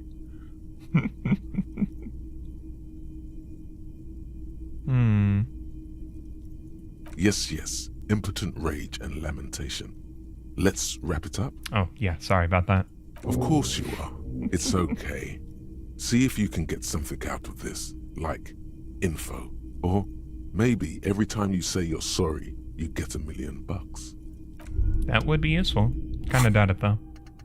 Rigorous self-critique. You're one sorry piece of shit. A cop penitent, a flagellant cop monk. This is not the right line of work for you. You should be groveling at the feet of a feudal lord, providing lurid evidence against yourself at the Mazonian show trial, or ripping the flesh from your back with a cat o' nine tails. Whatever made you this way, you can be damn sure it was your own fault. Do it. Really criticize yourself. Who knows? You might uncover something of importance from your guilt-ridden past. Rigorous self-critique, eh? That's a bit relatable. Come on then. Oh yeah, I haven't read this one. The Insulating... Oh wait, did I read this one? Oh yeah, I did read this one. I did. Huh. Hobo Cop. Alright then. Well... I sold it? Oh boy. Hello. Let me know if I can help you with it. Alright. Let's look around the shop some, eh? The boomboxes on the shelf look well-loved and well-traveled. Chipped, dented, they stare at you with the unblinking eyes of their tape reels. Stand on the tips of your toes. One especially catches your eye. Deep gold and amber plastic with a that big one. old handle on top. A classic boombox that says Stereo 8 approved. This is you. Golden orange. A sunset suite. Just make sure it works before you buy it.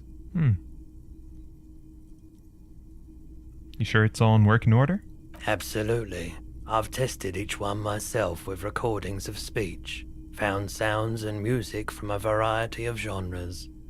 Even though I don't really like music. More of an ambient guy? Alright. I see it. I guess this is the ambience you got going on right now. Huh. What's the Stereo 8 approved machine? Is the Harman Welsh W2, made in Vespa, designed in Seoul, plays all reel-to-reel formats, 2mm, 8mm, 12mm. It's even got a little radio in there. Huh. It'll set you back 12 real. Cool. A typical Martinez streetlight sits among assorted floor and table lamps. Huh. Is that a streetlight? Yes, officer. As you see, it's in perfect working order. His manner is casual, but his speech is careful, measured. He wants you to know that he has nothing to hide. Huh. Where'd you get it? It was brought to me to be altered. We are not here to investigate the theft of city property. He leans in so the pawnbroker doesn't hear him. You have to admit it's rather clever what he's done with it. It is. Let your gaze run over the streetlight. The light pole has been carefully cut, and the wiring has been redone and attached to a standard indoor plug. The light buzzes faintly, but persistently. How much is it? 700 real. A bargain, I dare say.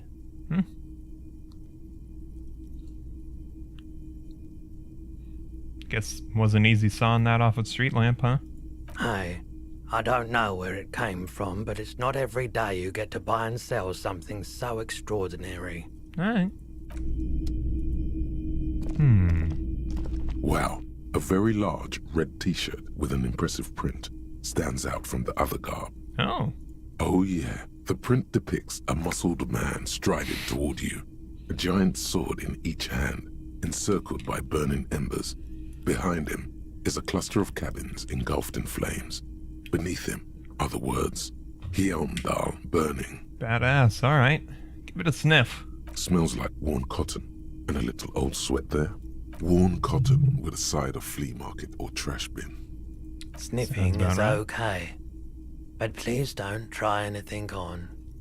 Can't have you leaving your photon emissions in the fabric of things you're not going to buy. Oh, of course, of course. What? Perish the thought. No photon emissions here. You're not imagining it. Photon emissions? What is he talking about? Oh, come on, Inland. You don't want to get in on this? I would think you'd be like just the type. You love photon shit. Come on, man. What's the deal with the man on this t-shirt, though? It's the man from Hjelmdal. Walking away from his burning village. Yes. Their matter-of-fact tone belies their surprise at the fact that you didn't recognize the figure in the print. I'm guessing I'm supposed to know who this man from Hjelmdal, but I lost my memory recently and need help remembering basic facts about reality. Huh? Never mind. Just tell me more about the guy. The man from Hjelmdal is the hero of a series of popular books based on a fictional version of Kotler. Mostly what is nowadays ARDA NFD. In fact, most people don't think that man from Hjelmdal ever really existed. But they are wrong. Ooh. Alright, juicy deets. What's up? Helmdal isn't a real place. Neither is the man a real man, of course. But both the man and Helmdal are an ontological necessity. But hey, it's not worth getting into an argument about. But what does that mean, though? I mean, even if the man from Helmdal didn't exist before the adventure novels, the stories have made it so that he has. It's simple, really. Yeah, I guess it's as real as everything else around here. Okay. He sounds incredulous. You sound skeptical. It's not that complicated. All that's required is a more robust understanding of cause and effect. Of course, of course. Besides, I've been to Kotla, though not quite as far north as the Helmdal, and watched northern lights travel across the sky. Very unique, energetic tides there. Very, very unique energies indeed. Geomagnetic ley lines, one might even say. Now you're talking inland. Alright, bud. How much you selling it for? 2 real. Damn, steal. That's dirt cheap. Yeah. Cool, I'll think about it. You should. Physical instrument and shivers at cost of authority. Well, authority is kind of a dump stat for me anyways. We can come back for it.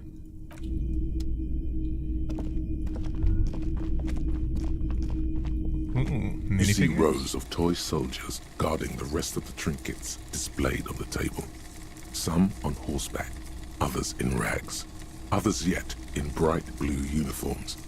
All are stern and unyielding in their duty. Try to find something pretty and cool here, then use it to win her back. Win her back?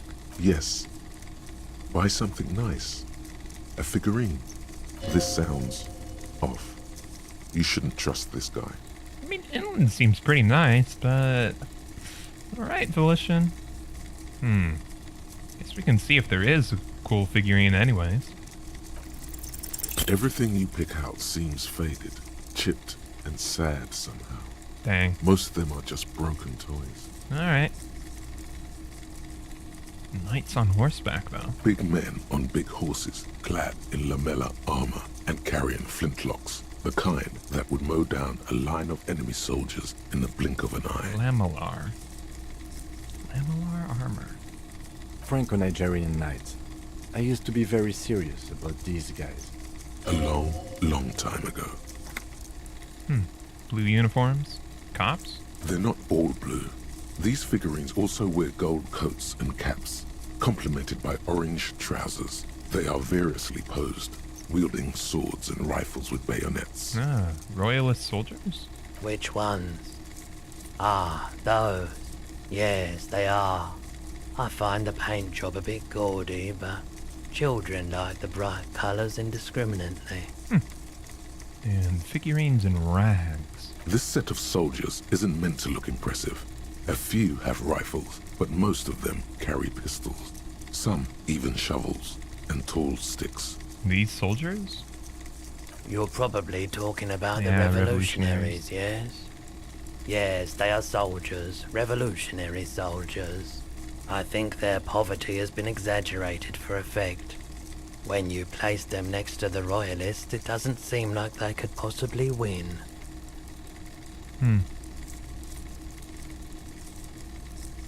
I wish it to be more nuanced. Perhaps meant to give people hope. Maybe.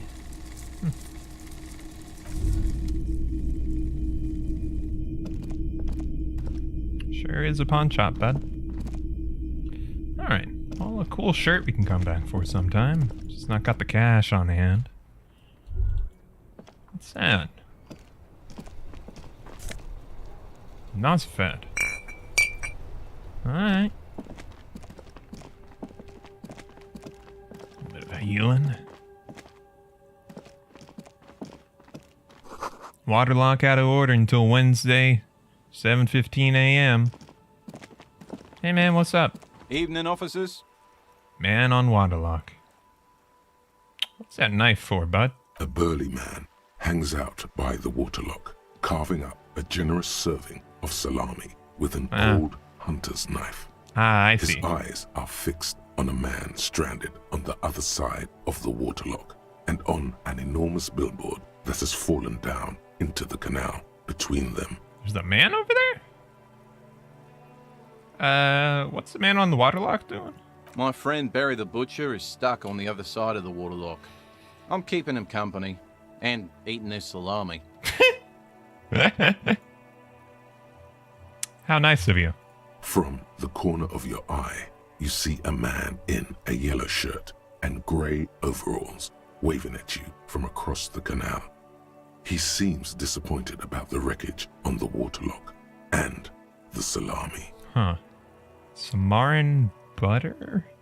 Oh, this better not be something racist again. Very good stuff. Anything I can do for you, officer? What caused the wreckage? I wasn't here to witness it, but those look like tire tracks on that sign. Weird, huh? Then again, plenty of daredevil drivers in Rivershoal. Didn't meet this guy when you played? Oh. Yeah. Well, you see something new every day, I guess. The words daredevil driver sound ominous to you. Yeah, I suppose so. Too bad it also takes a year and a day to repair anything around here. Especially a waterlock. The rest of the coast is closed off till then. Yeah, so is this part of the canal or something? You know what's further down the coast? Well, there's the fishing village, an abandoned fish market, a bizarro church. Not much use to the congregation, though. There always seems to be something wrong with it. He thinks for a moment. Yeah, not really much else. Just bombed out ruins. Huh. Bombed out, huh?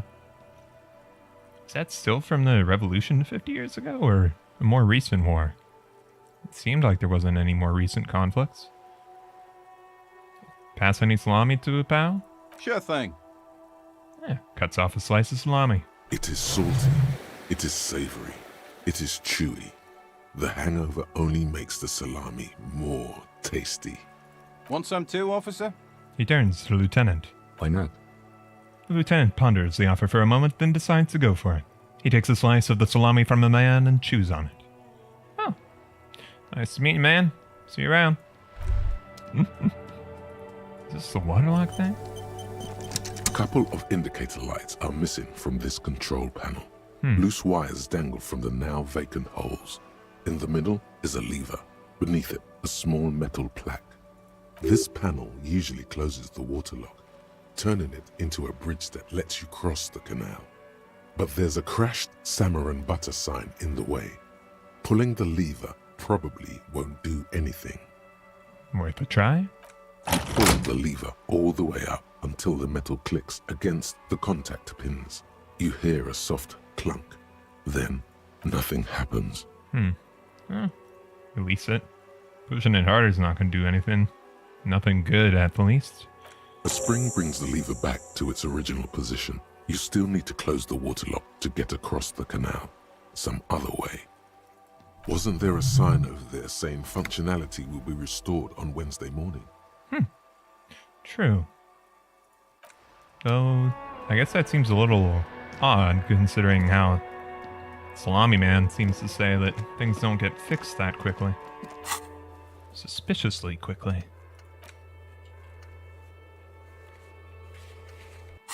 Alright.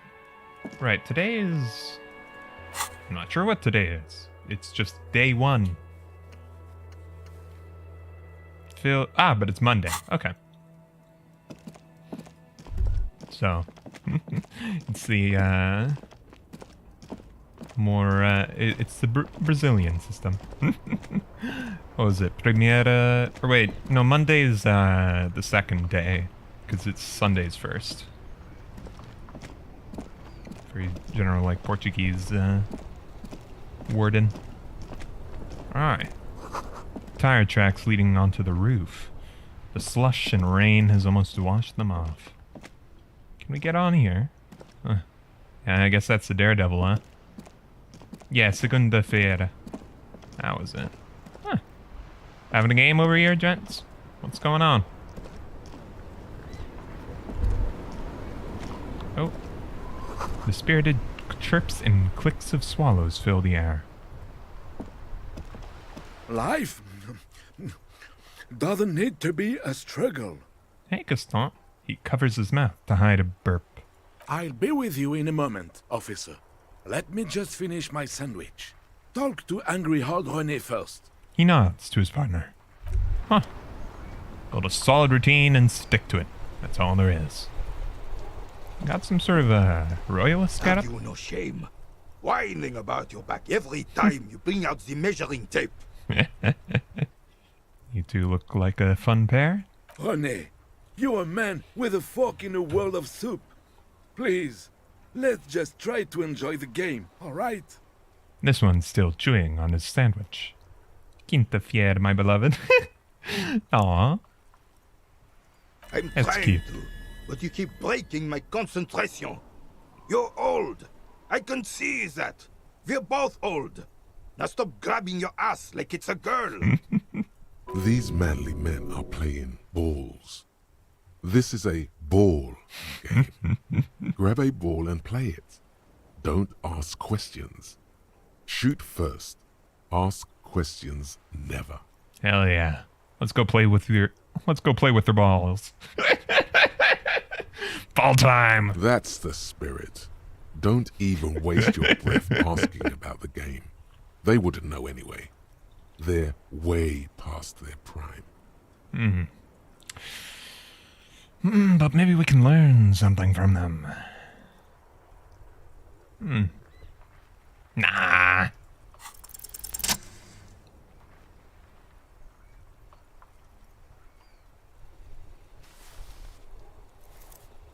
Show man, it's done, Ronaldo. You are immediately surprised by the ball's lack of weight. No matter. You'll make it work. God, this is right. You feel the familiar tremble of excitement and adrenaline that precedes every victory. Time has frozen. Feel the balls. The cold metal ball is surprisingly smooth against your neck. It has a pattern on it. Probably a sponsored ball. Yours would only be covered with bumps of learning and scars of victory. Already your muscles are adjusting to the weight, the nervous system calibrating, until you and the ball have merged into a single entity. The man ball is ready. All right. Let's feel these surroundings as well. A chilly breeze ruffles your hair as you stand there, feet firmly planted. All sounds, smells, even the wind, everything fades until the only thing left is the union of man and ball. There is time for a last glance inwards. Who am I with this ball? An embodiment of pure motion, a fine-tuned locomotor running at maximum efficiency.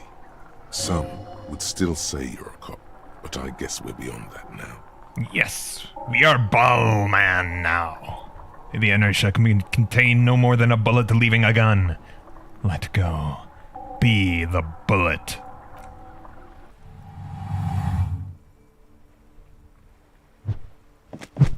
Ah. How to do? Merde! Bordel de merde! What the hell is your problem? Not a weak right triceps, that's for sure. I don't care if you are a cop. You do not just ruin someone's game. It's so goddamn disrespectful. Wait, what? You vandalized our game, son. We can't play pétanque with 5 bull. Pétanque? Yes, pétanque. You ruined our pétanque game. We want our bull back.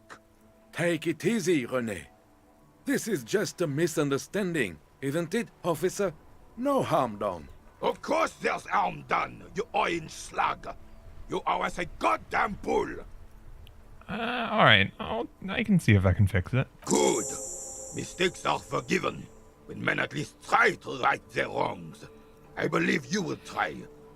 Now, why did you approach us? Do you know anything about the man hanged in the backyard of the Whirling and Rags? Unfortunately, I don't. Unlike most of the locals, I have no qualms about assisting law enforcement. But this affair has passed me by completely. Most of the locals? In Martinez, the union is the law. So can you really blame them? Don't have a problem with cops? Cop is a pejorative term. I don't have a problem with policemen. On the contrary, I admire the effort to bring order to our streets. So again, you don't know anything? If I knew, I would not be afraid to tell you.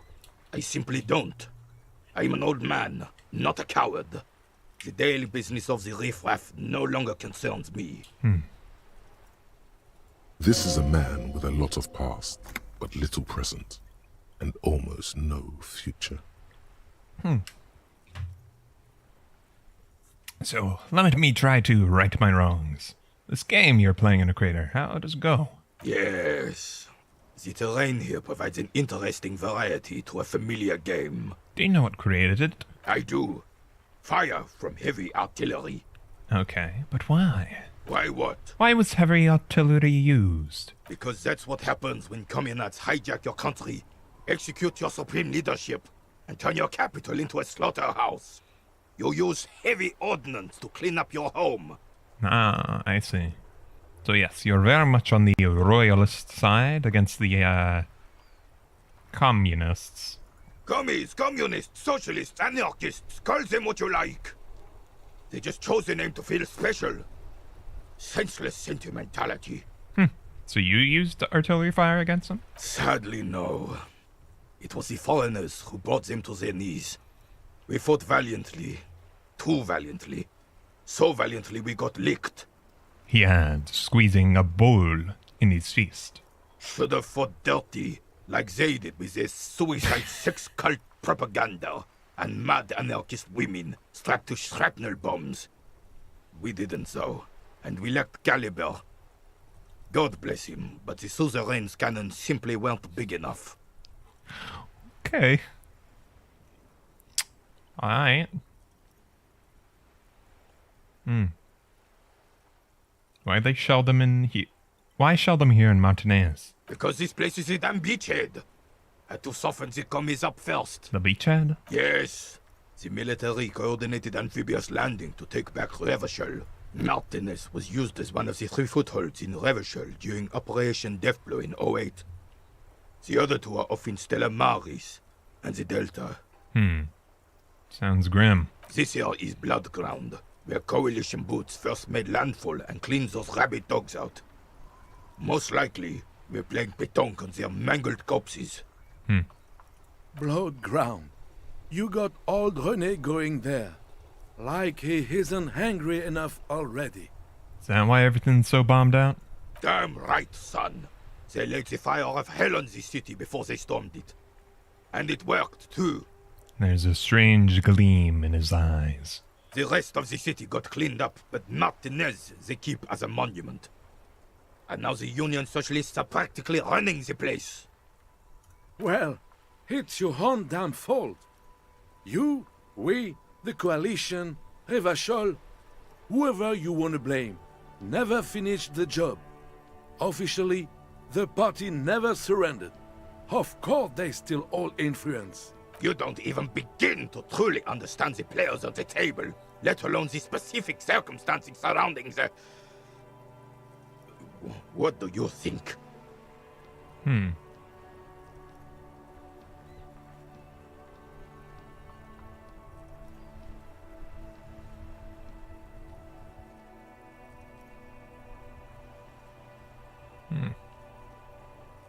Foreign powers have cleaned up the mess and rule us now?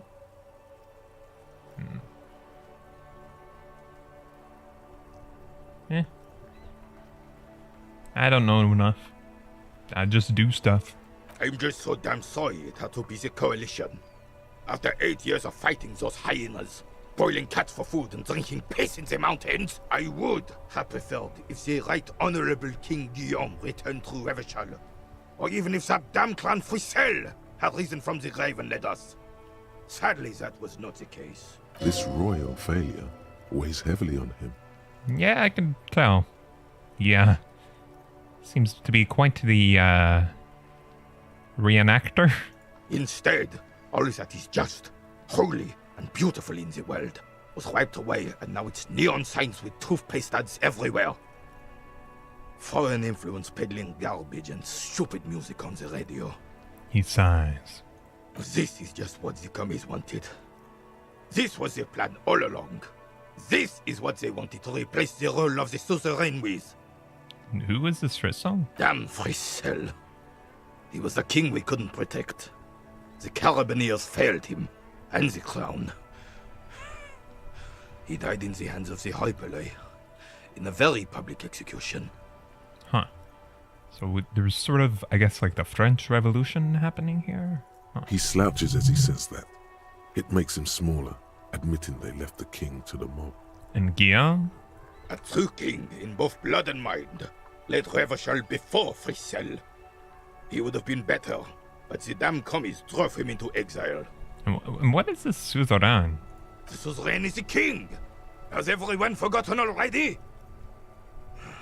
They've forgotten already. Soon, they will forget everything. Him too. Then he chooses anger over melancholy. It's no use talking to you. You were still in Daddy's balls when it happened. When we took our last stand against the filth and rode the cavalry straight into gunfire. What is it about this old soldier that makes him stand so proud even now? All you observe is a veteran refusing to let go of the past and his old uniform. This is not uncommon. This is the uniform of the Royal Carabineers in service of Frissel I, Guillaume le Lion, and the valiant King Philip V before him. Don't you mean Frissel the Fan? You do not speak his name, Craven, although he was a clown. But he was our clown. King Clown? Ours to ridicule and to mourn. There's something you missed. You will get to it. Don't worry. Well, thank you, Rene. See you around.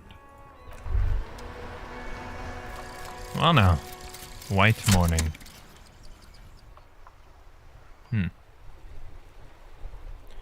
The little guy gets smaller and smaller as you rise above the dollhouse world. You see him. Also this... Wait, Hobocop had voiceover, but this one doesn't. Huh. You see him out in the snow, on the streets, in the shop on the corner, and finally in a matchbox house. Sitting by the window, white flowers on the windowsill. You can smell them from up here. It's awful. A white morning. A modern death. Divorce or something similar. All you can do is put more distance between you and him. Make him smaller. Make him less you. Plus 20% zoom out distance. All motorics learning caps raised by 1. Oh no, we can go above 6. Oh my. It's not super useful though. Oh wow. I didn't even realize there was like a full zoom function going on. Huh. Yeah, that's quite a zoom. Mon Dieu, the pain is exceptionally bad today. See a lot more now. Huh. Some great tectonic force has cracked the pavement like an eggshell.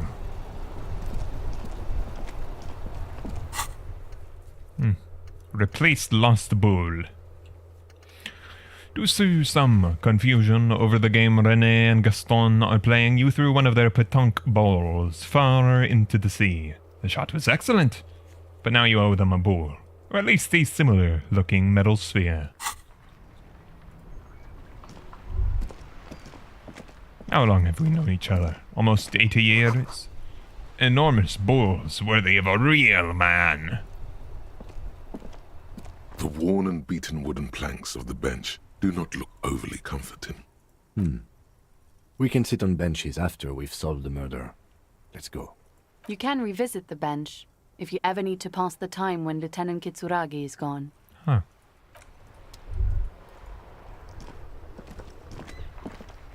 This Post Lavantorie mail collection box has been heavily vandalized with graffito. A closer inspection reveals 2 bullet holes in the front.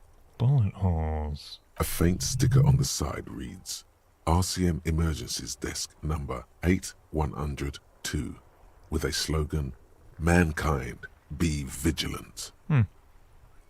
Fuck you. Good, ma'am. The two moral choices. Welcome to Mass Effect. Good playthrough. Renegade playthrough.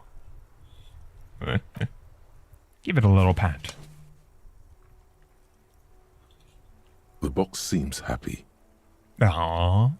Eat shit pig, fucked by the coon, and St. G with a crown have been scribbled on it. Jenny is a whore, and best set mailbox also. I've been there. The mail collection box seems cathartic, thankful even. So do you. You shudder. Then you swallow. See you around, mailbox.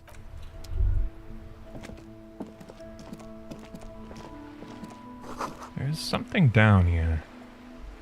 Huh. Doesn't look like you can interact with it, though. This coin-operated viewer has been banged up and inoperable. There's a man down there.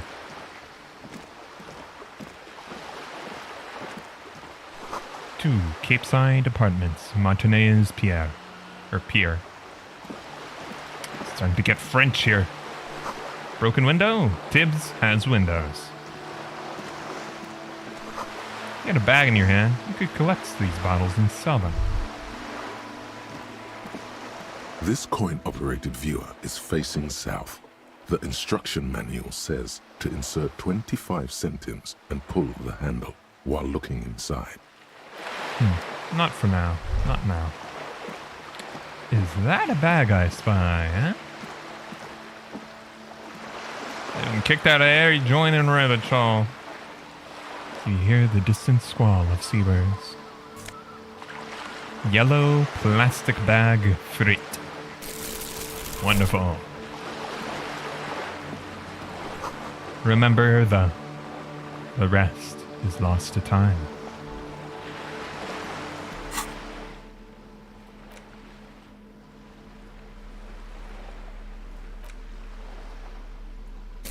Alright. Come on. The night's still young. A spatter of bullet holes line the wall. Huh.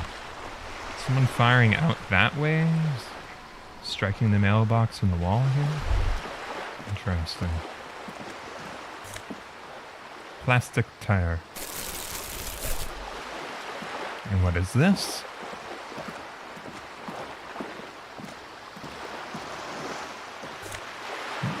Money. That's my song. That's nah, this is it. What's that over there? This coin-operated viewer is facing southwest. Its coin slot is full of fossilized bubblegum, rendering the machine permanently inaccessible. A thick layer of graffito covers the lenses.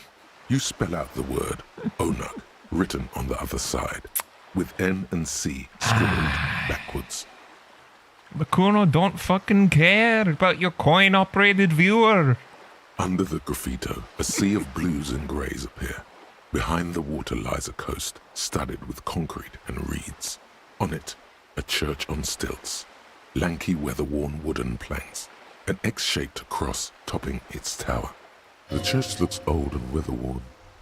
There are no lights in the windows.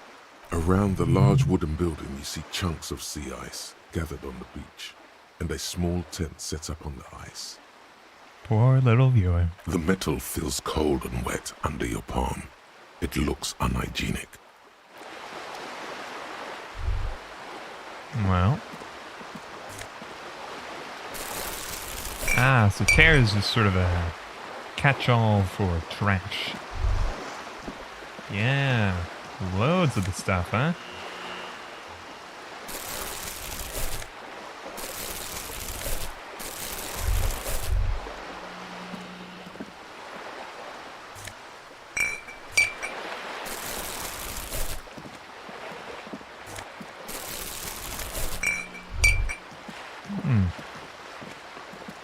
That'll perhaps eventually get us somewhere. kind of pocket change, though. And over here, we can take a little jog. The sea breeze carries more than salt. Meat. Not rotten, not fresh. Grilled.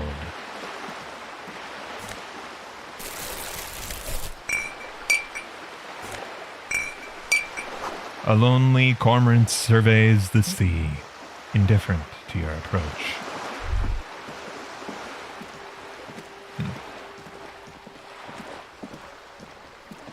What is this?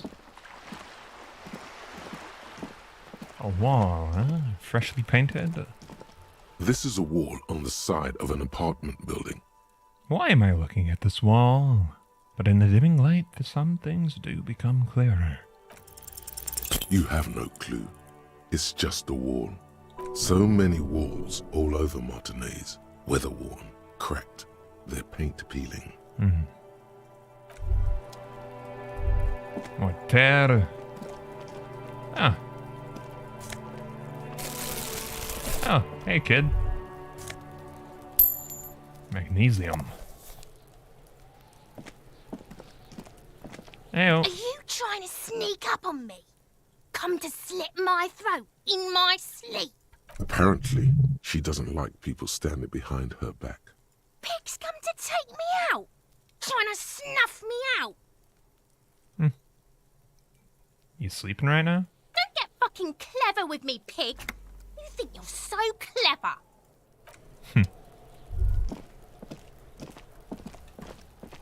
A garden hose. This won't be of much use until the snow melts. Nothing up in here, then? Somebody up there? There must be another way into the building. Christ, Kim. Why were you so loud? What's that noise down there? Chairs and tables eaten by rain and rot. Another spattering of bullet holes on the wall. That's interesting, actually, now that I think about it. I suppose, these must be old, but... like, everybody's got single-shot weapons, so... multiple bullet holes means a lot of time invested in those shots. So... that's really odd. Some of them could probably be explained by being from the war and, like, being 50 years old and, like, from full-on battles, but the stuff in the mailbox should, I would assume, be a lot more recent, right? Huh. Orange bum hat. Reaction speed, minus rhetoric. No offense. Just a closed door. But you look at it suspiciously.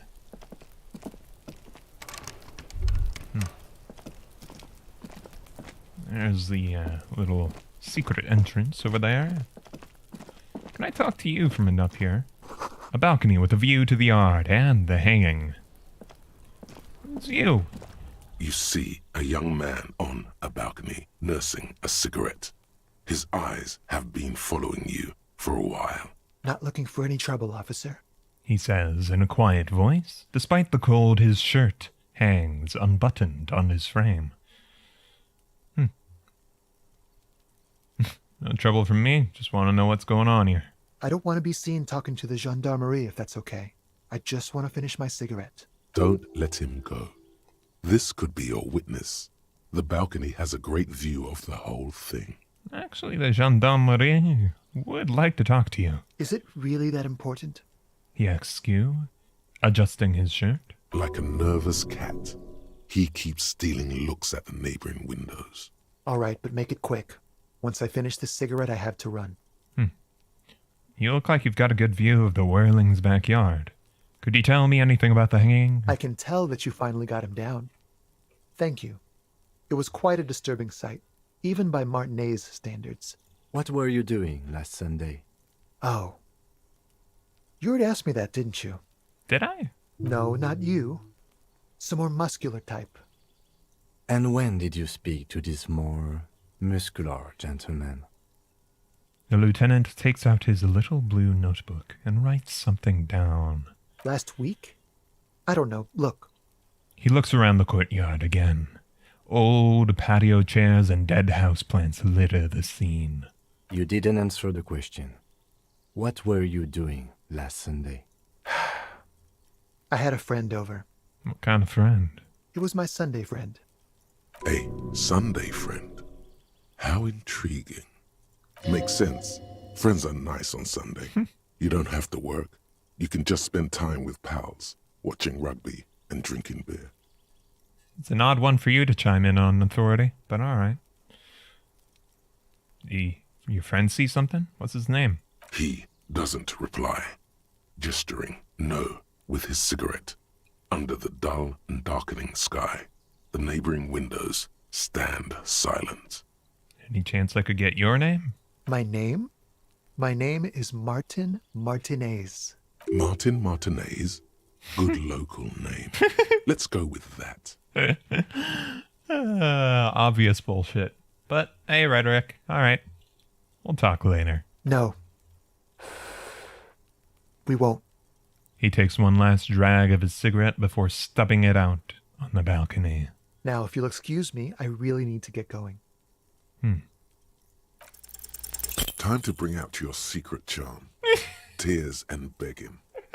Show him your emotional side. Throw yourself before his very feet like a dog. What do you want from me? Do you want me to cry, huh? No, for God's sake, I don't want you to cry. He takes a step back and looks around, clearly disturbed. Listen, I really have to go. With a flick of his wrist, he sends the extinguished cigarette sailing over the rail. Good luck with the investigation. A new task. What's that little walk he got going? Is this a man potentially from the homosexual underground I was promised? He's gone. The lieutenant puts away his notebook and turns to you. We should run after him, see where he went. No point in running. Tenements like these often have multiple exits. If he doesn't want to talk to us, then he'll know how to hide himself. We just give up? He could be a witness. Him or his Sunday friend. Either way, we need to look into that muscular type who's asking about our case. There has to be a way of getting inside the building. Once we've found a way in, we can ask around for his apartment. Great, we'll do that. A Sunday friend, eh? A stone, like any other, lying in a whirl of sleet and mud. Maybe there's something under it. There's a key beneath it, rusty from the dirt. This must be for the front door. Pity it doesn't have the apartment number on it. This building has hundreds of apartments. How will we find the right one? We'll just have to go in and see. Well, now.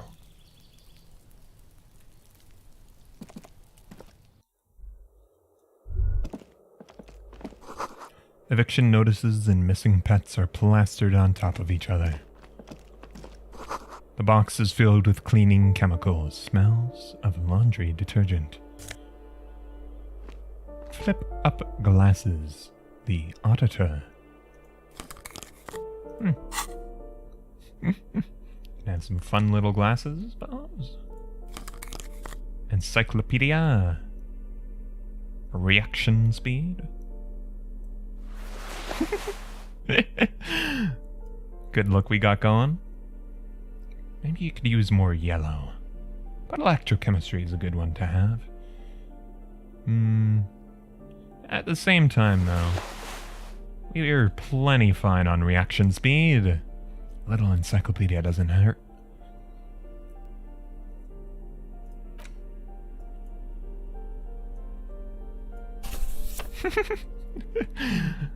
The kit.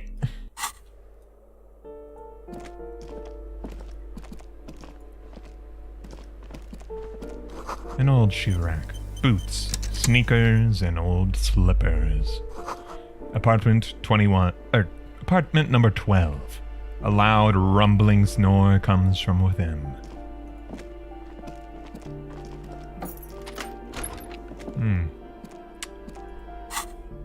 Perhaps that flashlight would come in handy.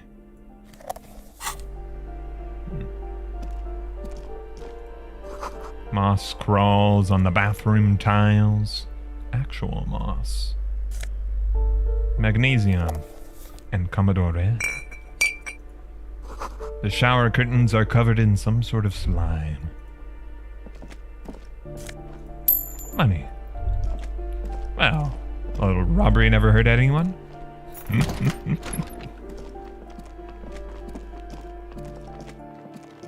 The balcony, huh? A maroon glow of light pollution rises from the east. You hear distant traffic. Night is falling upon the city. The breaker box is full of cigarette butts and electric wires.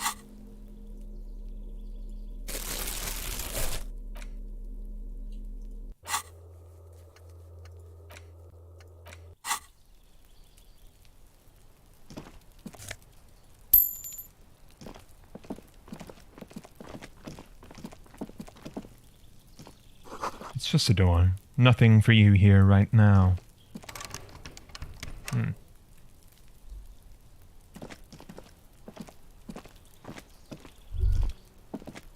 Someone's growing rosemary, thyme, and a cactus. The curtains shift just a little. Someone is watching from within.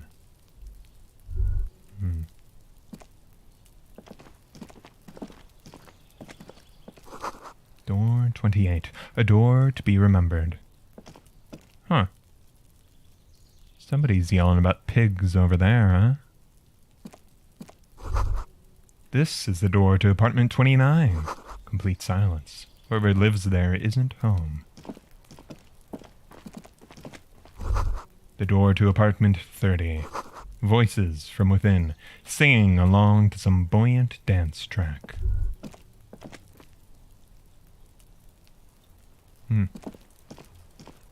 No way over to that. Alright then.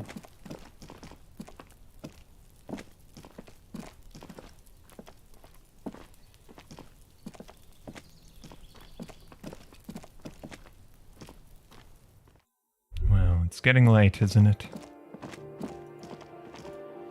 Let's see if we can turn in some of this tear before the day is over. Grab a little bit more on the way back.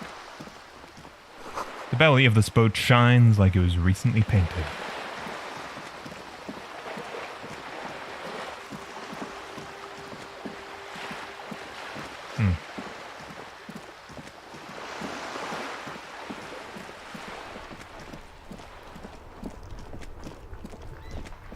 Ah, a trash can. More tear.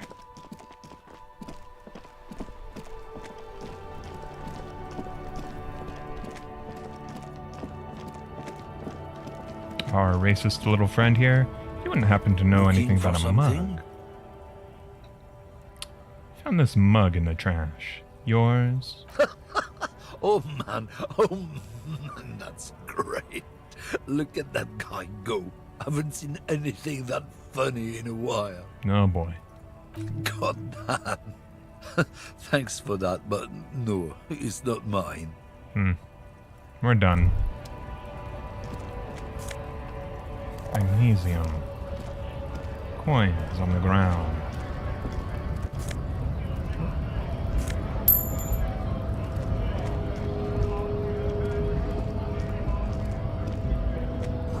Or he's probably stored fuel here. Now they store booze. The frit. Hey again. Here to The tear drop off machine something. stands in the corner. A sign says, 1 bottle equals 10 cents. Your bottles clunk into the machine, and the money appears with a satisfying jingle. You're a richer man now. Suppose I am. Still, a ways off from that 100 AR. You're 100% sure you got special Hobo cop money for that tier. At least 100% extra tier money. If the numbers on the machine told you otherwise, it's a lie. Does the Hobo cop thing actually do nothing? Because that's pretty funny, if so.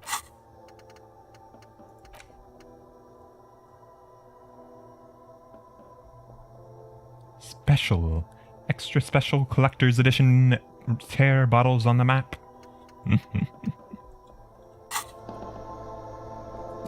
Hey again.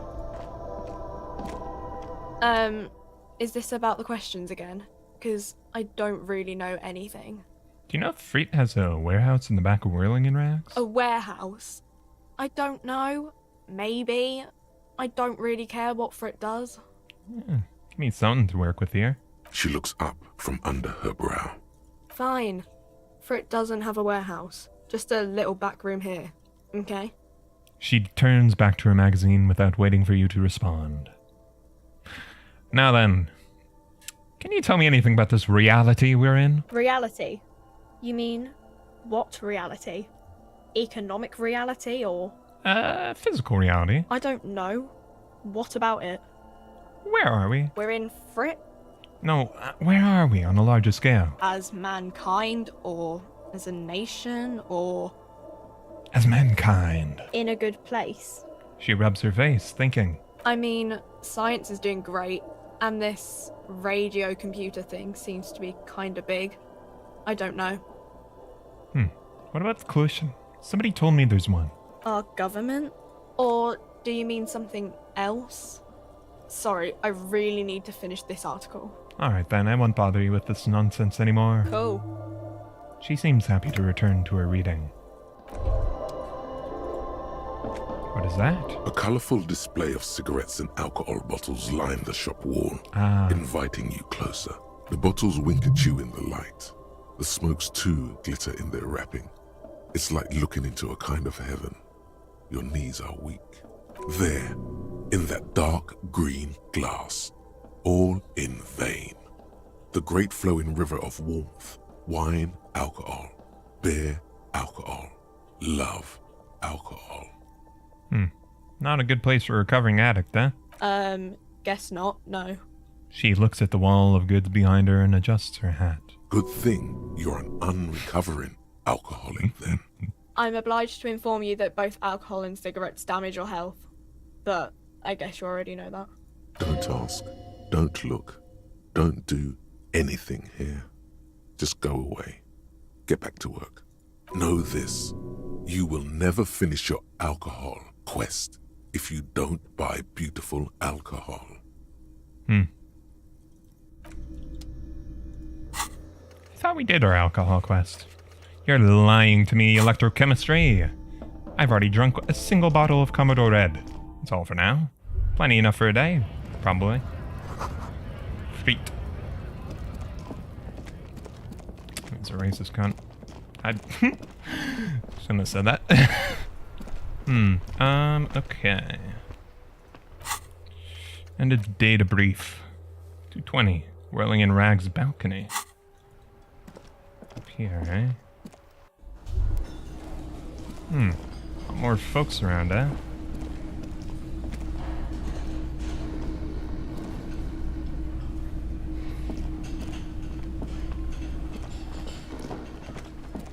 Still around, Lena? Hello again, sweetie. Do sweeties get money? Oh, sweetie, I heard your conversation with the manager about your financial troubles. When do you get your next paycheck? If she could, this woman would feed and clothe you and every other sad, lost person on this earth. I haven't seen any paychecks. You must be joking. Although our pay does sometimes feel like a joke. It's not easy to assert your right to a decent living wage when you don't have a strong union behind you. Maybe you should talk to Everard, the union leader. Interesting idea. This Everard sounds powerful. Maybe you can wrangle some coins out of his pocket. Right. We'll change the subject. Oh, no, I'm so sorry I don't have money for you. If there's anything else I can do for you, just ask. Nah, it's alright. See you around.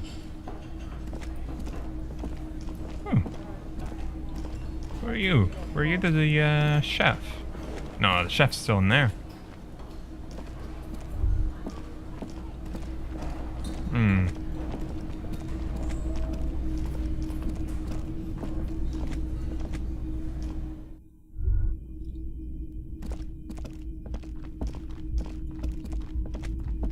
pick that fat, juicy cigarette butt from the tray, light it up, and smoke the living shit out of it. Nice of you to pop by, electrochemistry. The what now? The living shit. Your mesolimbic reward pathway does not mince words. It once smokes. Am I a smoker? Who knows what you are? A monster, a murderer, the gnome of Jeroma? You feel like a smoker, especially when you look at that juicy, succulent, seductive cigarette stub, still smoldering deliciously.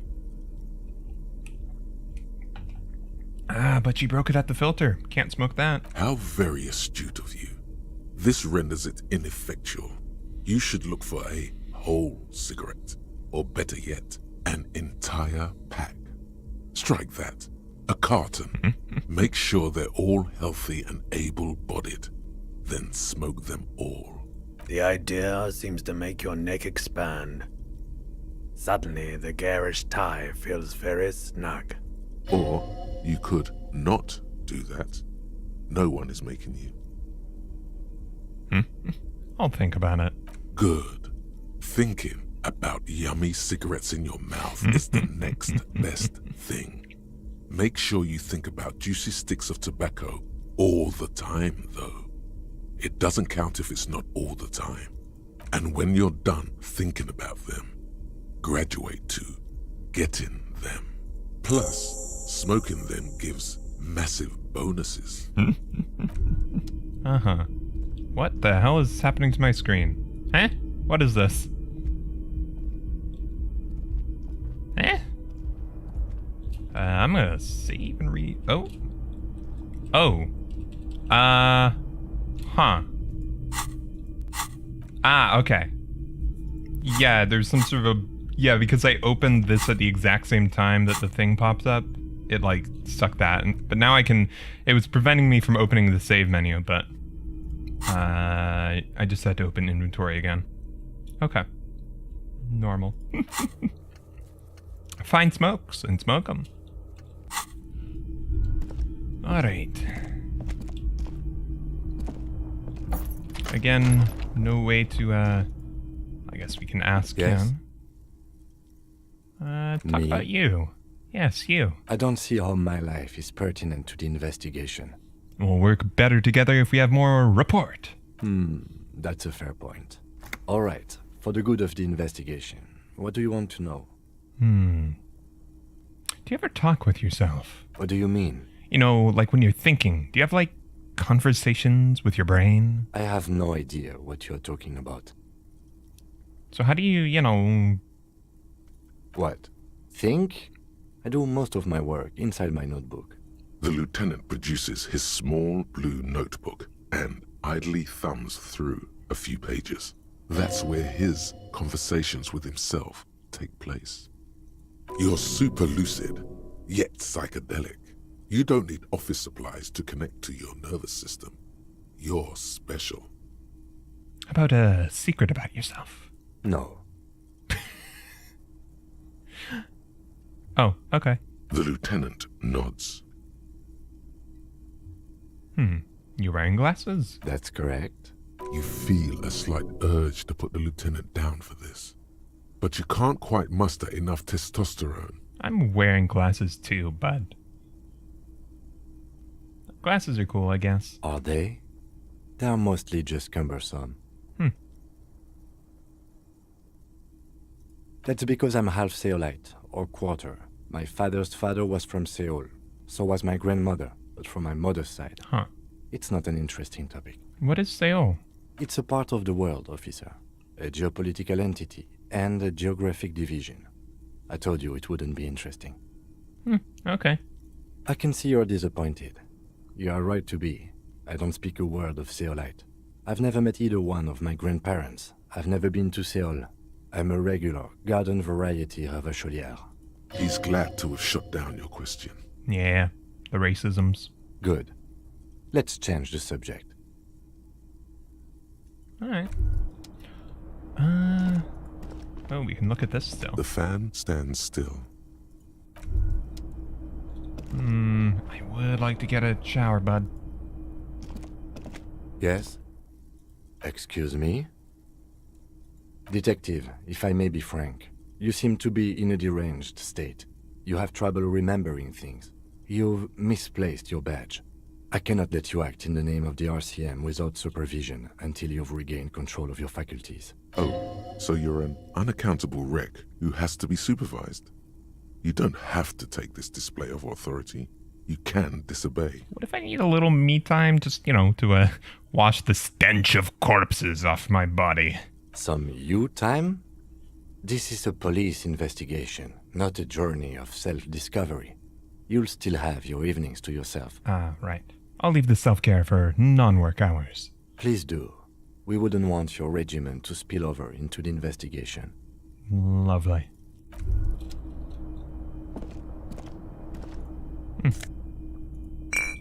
Mortar. But that one isn't. But that one is.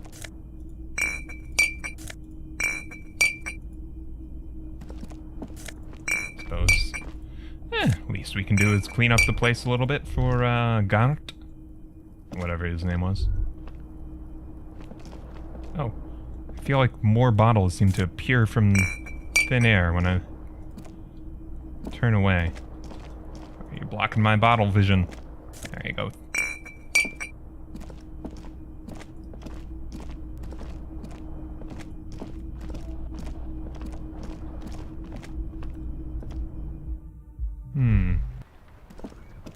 Still an hour till we have our little meeting up here, eh?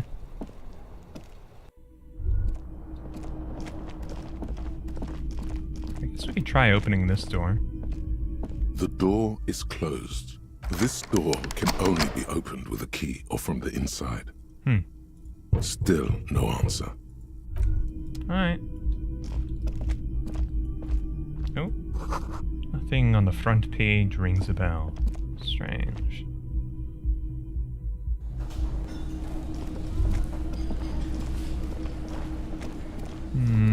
Alright, let's look at potential leads. Victim's tattoos. Who put the clothes in the trash? Track down the badge. Pay for damages. The whirling secret passages. I suppose, yeah, there's... Do you need to get back that gun and badge, huh? Let's see what we can do real quick. We haven't really explored much up that area, but it was up there in Kuno's little passage. Hey, Kuno. Necromancer pig? That shit was dark. Going in there like that. Oh, brutal shit. Tell me, Kuno dies. You gonna pick one out of his brain like that too? Kuno's gonna go out in a hail of bullets. Gonna look like a fucking porcupine. Porta Rosa, a side alley of the Boogie Street Spearhead. A young man in his early 20s approaches patrol officer Emile Mullins and asks for a cigarette. As Officer Mullins reaches in his coat pocket for the pack of Astra he just purchased this morning, the man shoots him point blank in his chest. Breathless, the patrol officer collapses in the gutter. His right hand is grabbing the armor on his chest. The bullet didn't pierce it, but he can't breathe. On the pavement, the patter of the perpetrator's feet growing distant. Interesting. I guess, yeah, like they mentioned the ceramic armor before. I guess, like, everybody's still using muzzle loaders, but I guess people have bulletproof armor? Bleed, pig. Someone opens a window and says, but Emile cannot see who. His sight grows dim with pain. Don't be silly, kid. You're such a bummer pig. He saw you find the bullet. Empathy high. It's not Kuno. It's Kuno S. Ah. How? Kuno S is by far the worst of the two. Kuno has no problem being near you, but the other hides behind the fence, afraid for her life, like she's done something very bad. All in all, Kuno respects madness. You cannot hope to outdo her on that front. You must win yourself a few minutes with him alone. Hey, Kuno, by the way. Fuck you whispering about? He's whispering too. He's going with it. But watch what happens. Fuck you whispering about! If Kuno wants to whisper, he's gonna fucking whisper, okay? Let's whisper, pig. This is it. You've got him. But be careful. You can still fuck this up. Don't make Kuno look bad in this. What's up with her? Terrifying. Crazy?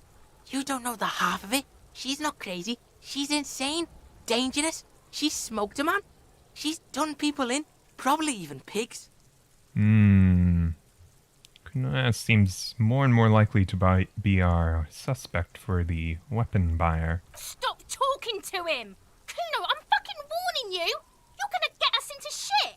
She understands what you're trying to do. Yo, see? Did Kuno not tell you? Kuno told you. Kuno talks to whoever he wants. Talk, pig. Kuno's got it under control. You did it. They're separated. He's even turned his back to her, so she can't read his lips. What do you mean she smoked someone?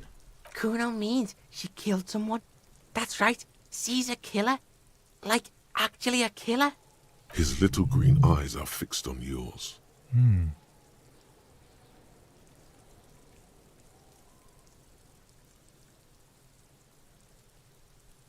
Serious about the killing business? What if she has? Suppose it would explain things. Fucking yeah. Kuno knows you don't want to face this right now. This dark shit. Kuno faces this shit every day. Makes Kuno's skin crawl. She's probably killed a pig too. I mean, I'm pretty sure she has. Huh. How many shit cops you got then? Forget Kuno said that. Kuno was just shitting. Kuno was just running his mouth. Kuno's stupid like that. He feels eyes on the back of his head and stops. The creature peers at you both from over the fence. There is something searching in her eyes. What about the language she uses? Napa Kimpi? Fuck knows. She says it's the song of her people or some shit. Crazy people. The fucking Nakis. I don't know. Some things are too awful to dwell on. The Nakis and Runkaris might be some kind of defense mechanism. She your sister? Fuck no, she's not me sister. She's just a stray who got in. Like a mad dog or some shit. Stray? Yeah, she was just there. He points at the apartment building behind the fence. Hey, I don't know. You know, maybe Kuno's got some stuff to figure out in the future. What was that, Kuno? The little one twists her neck, looking at the building. She was in the hallway, dripping wet, by the fucking shoe rack, in the dark. With the janitor's closet? Yeah, that's the place. She was just balled up near the closet, psycho style. Dripping wet with what? Kuno's got no fucking idea. Her hair was all wet. I think she pissed on the floor too. She was there for 3 days, in the corner, every time Kuno went out. How'd she get in? I dunno. Someone left the door open. Kuno comes home and she's sleeping under the desk, under the pile of clothes, like a dog.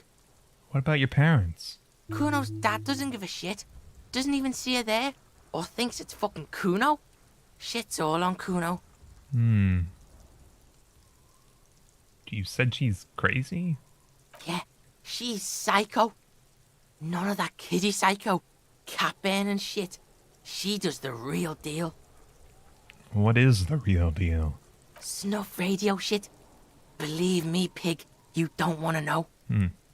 How are you dealing with this? How's Kuno dealing? Kuno's dealing just fine. He doesn't need you fucking with any of it. C doesn't either. Kuno's got this shit under control. Alright, kid. No, it's not okay. C is Kuno's go-to. Kuno's protecting her. You fuck with C. You fuck with Kuno. You threaten her. You threaten to take her away. This is what it all comes down to. He needs you to take him seriously now. I'm going to kill you. I'll run when you put the cuffs on her, sneak up on you later, and fuck you up. You understand? I respect that. Alright. Now we can do business. Business? Yeah, What do you want? Kuno can hook you up with... He starts, no longer whispering. Don't hook him up with shit, Kuno. See? Relax. He respects the Kuno. Kuno made him respect the Kuno. You respect the Kuno, you get all kinds of shit. Kuno's gonna get you hooked on illegal narcotics if you run a little errand for the Kuno. Get you hooked, pig. Get his hook in you. Then Kuno gonna get you hooking for more. Cash in big style. Pig hooker. See, it's tension and release with Kuno. Now we release it. The pan buying shit, that's on now too. 90% discount for Kuno's pig. Kuno can flex. Kuno flexes for hobos. Kuno sees you're in need. He spreads his hands like a baker presenting the goods. A smile spreads across his flushed face. Hell yeah. Savoir-faire and physical instrument. Ooh, that's some damn good pants. Yeah. Alright. What was that about the errand and legal narcotics? Kuno gets it from his dad. Kuno and his dad are major suppliers. That's where Kuno gets his lightning on. His eyes bulge. Their veins reach out like tree branches. Problem is, Kuno and his dad had a little falling out. Now junkies clawing at Kuno's door. Streets going mad. Kuno's got to throw his dirty popo man at it. Alright. Dirty popo man is you. In there is Kuno's violent dad on steroids. Kuno's dad does steroids and speed. If you can take him, you can have half of the speed. Who is your dad anyways? Kuno's dad is a fucking monster. He's the most violent man in Revachol. He doesn't give a shit about a single thing. He drinks too. Are you sure you can take on the most violent man in Revachol? In your condition? Huh. Okay. Kuno's listening.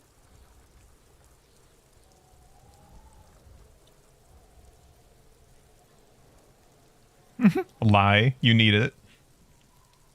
I'm not going in there. I'll get the most violent man in Revachol. Sure, whatever. If you survive, make sure to bring that shit back to Kuno. Kuno's almost out. You wouldn't like the Kuno when he's out. Just get in the apartment building. Kuno knows you already fucked your way in. Kuno knows everything. He aggressively points at his eyes. Go to room 12, first floor, and kick down the door. Police violence style. Kuno style. And then it's action time. You're locked in the room with violent fuckheads. That's it. Next time Kuno sees you, you better have his shit. What the hell are you signing us up for here? I'm gonna kill Kuno's dad. I'm a bad addict cop, and I'm gonna get my fix. Come on, Kim. Look, we just, we can do something to fix this up, Okay, then. He concedes. Alright. Well, that's some damn fine pants you got there, Kuno. But, I'll be back, suppose. Kuno doesn't fucking care. I know you do. Or don't. Let's see. Aces high. For the rest of the world, the aces high is just a cool Revachol thing. Politically neutral. In Revachol, it still holds revolutionary connotations. Also, have you looked at Lieutenant Kitsuragi's clothes? He wears a bomber jacket, just like the ones worn by aerostatic brigades, and those cargo pants could store tools for hot-fixing your aerostatic. Maybe you should ask him about this. Huh. Bonuses from the thought. Empathy towards Kim Kitsuragi, and esprit de corps for the roots of the RCM. Interesting. Well, we're on our way to next one, I suppose. Autosave, thank you. Let me ask you a quick question. What the fuck? Well, guess I'm not getting that line. Kuno, the pig's getting pretty close to me. Come to snuff my shit out, I think.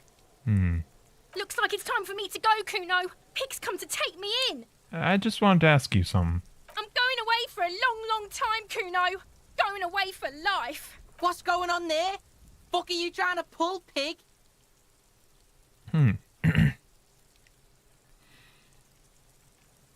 What were the words you were using? I come from the woods, good Davidu. You don't want to go there with me. You don't want to see what I've seen. Don't be traumatizing her. Get the fuck out of here. Alright. The woods, huh? Ain't seen much woods around here, I suppose, but...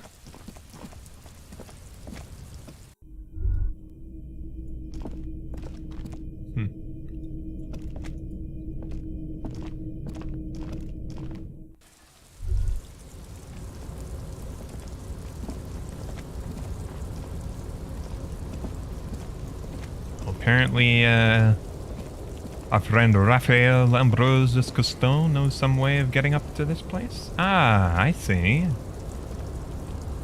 Delightfully devilish. What's this? Nosopeds, ah, nice, nice.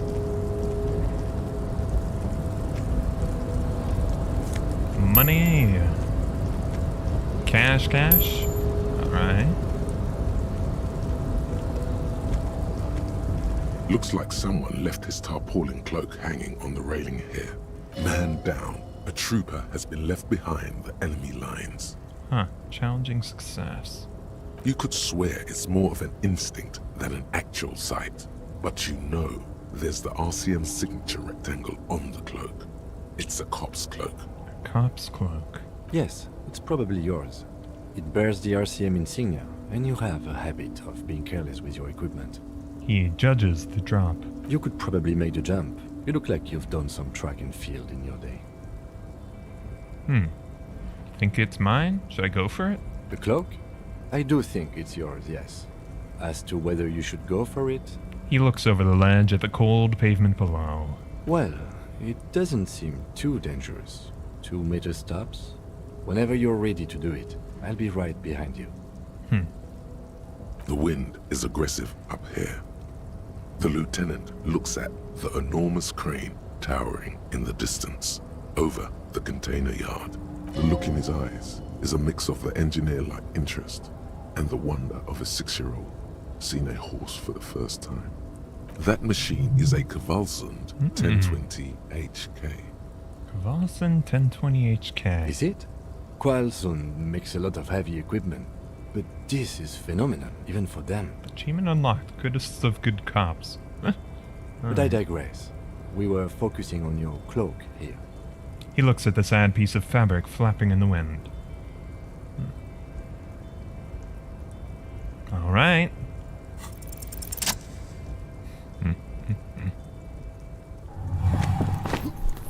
As you leap in the air, challenging a chilly success. breeze engulfs you, sharpening your senses. Let your senses take in the world around you. Ankles tingling from the tension, blood roaring in your ears. You are ready for your rendezvous with the concrete pavement below. He's so on the money, Bratan.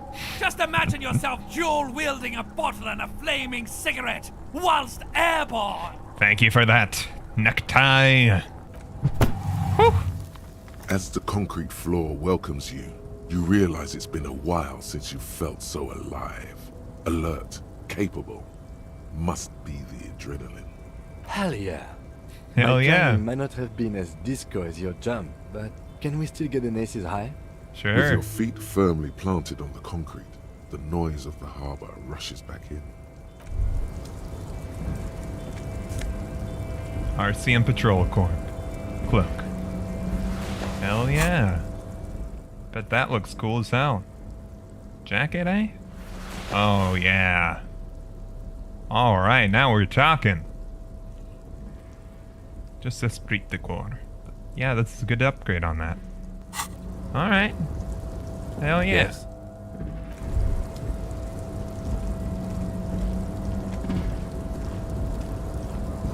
Collecting rainwater. What is this then? Hopefully a backtrack. Don't know how to get down from here, eh? Huh. Book. La Fumée, Volume 1, Number 4. Use interact button on inventory to inspect it.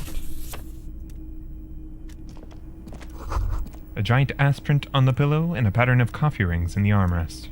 Someone is habitually chilling next to the radio, which is emitting strange buzzing sounds. Someone left the coffee on. The dark liquid in the pot looks almost sentient. A standard office cabinet. File cabinet. The drawers seem to be locked. This is a Dewey typewriter. The model name is on the back. Every worker equals a member of the board is written atop the flyers. The door is locked and cannot be opened from the side without a pass card. Oh, I see.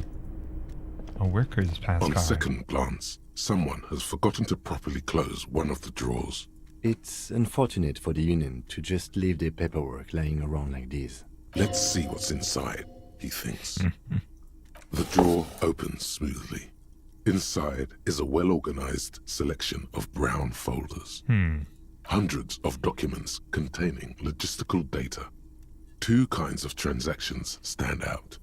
Materials coming into Revachol from the outside world, from Muindi, Grad, and even Ilmara. And the same materials being handed over to companies inside Revachol. Kuron, Coal City, La Delta, and Jamrock are listed among the many districts where the imports are being sold. Grand Quran. It's hard to make sense of this thicket of company names, dates, quantities, and percentages. You try to focus, but the lines are getting blurry. Whatever's hidden here is hidden well. Concentration isn't enough. Only a trained accountant with a background in logistics would be able to really make sense of it. However, there is a little handwritten note stuck on the side of the drawer. Well, I'm not gonna not look at it. It appears to be a to-do list written in large, uneven capital letters. Remember, Leo, Everard's shoes, special whirling borscht, water Everard's plants, sweep office floor, more banners. All items on the list have been crossed out, and the note itself is crumpled. Look, a to-do note with lists of errands for Everard. Everard Clare, probably. The head of the Debarders Union. One of his aides must have left it. Nothing incriminating here. What is so special about this borscht? Code for drugs? Booze? Blood? Pretty sure that's kind of meat, right? Remember, Leo, Everard's shoes, special whirling borscht, water Everard's plants, sweep office floor. All items on the list have the drawer slides shut. So is this Everard's office? Or his assistant's office? No? We should think about calling it a day, maybe. The nights are still miserably cold this time of year. Still haven't paid the cafeteria manager for damages yet. We should take care of that, then. I don't have the money. Let's talk to him anyway. An officer of the RCM shouldn't be sleeping in the street. We'll figure something out. Though he finds this situation frustrating, he is doing his best to not make you feel any worse than you already do. Let's look around a little bit more, though, first. Les Jardins 21. Postcard. Magnesium. And neat office shades. Increase to visual calculus. Oh, I'm guessing that passed out dock worker. An imposing combination of a punch clock and a payphone is looking down at you from the wall. A note on the side says, tokens unavailable due to strike. Use change. I'm guessing that worker with the card has the entrance to that, and I'm guessing that's the locked door on the inside of the area. How do we get out of this place we've gotten ourselves into now? There was some stuff over here, though. Some tear. Numerous empty bottles of Commodore Red and potent Pilsner. At least 3-pack bucks worth of cigarette butts. This is the night watchman's booth. The name on the door reads, René Arnaud. So this is where René works. Let's look around. If you must. But please hurry. We are pretty easy to spot up here. Nothing incriminating catches your eye. The cabinets are clean and their sparse contents meticulously organized. There's a framed photograph on the table. It's a black and white photo of a young couple out in a street fair. The man, René, is dressed in a Royal Carabinier uniform. The girl is young and very pretty. She is smiling playfully at the camera. René looks like he's about to smile. This photo must be tied to some good memories. Why did you take that picture of René? I'll ask him about it. You're really interested in that old soldier. Not sure I understand your fascination, but sure. As long as it doesn't take up a whole lot of time. Oh, there's a lot of tear here, huh?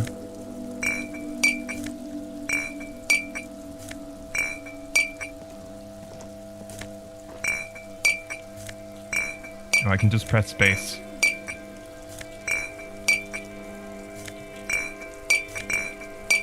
Alright. Getting high speed. High speed. Oop. Hello? Numerous empty wine bottles glisten in the rain. Did I do that? Well, yes, I think we can say with relative confidence that it was you. Huh. Guess I had fun? It really, really doesn't. Let's turn our attention elsewhere and move on. Alright. How the hell do we get down here, huh? Yes, this is the best option. All around you, great machines in quiescence. A composite eye of halogen lights watches you, emitting a low buzz. White pine trees are printed onto the screen covering. Looks like a forest under snow.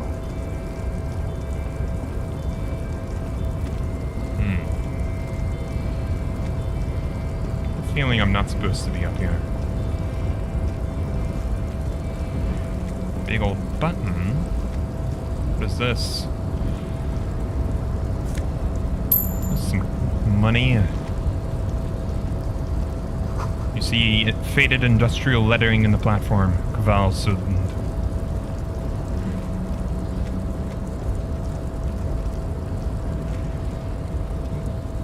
The shipyard is oddly quiet. The great machines are sleeping.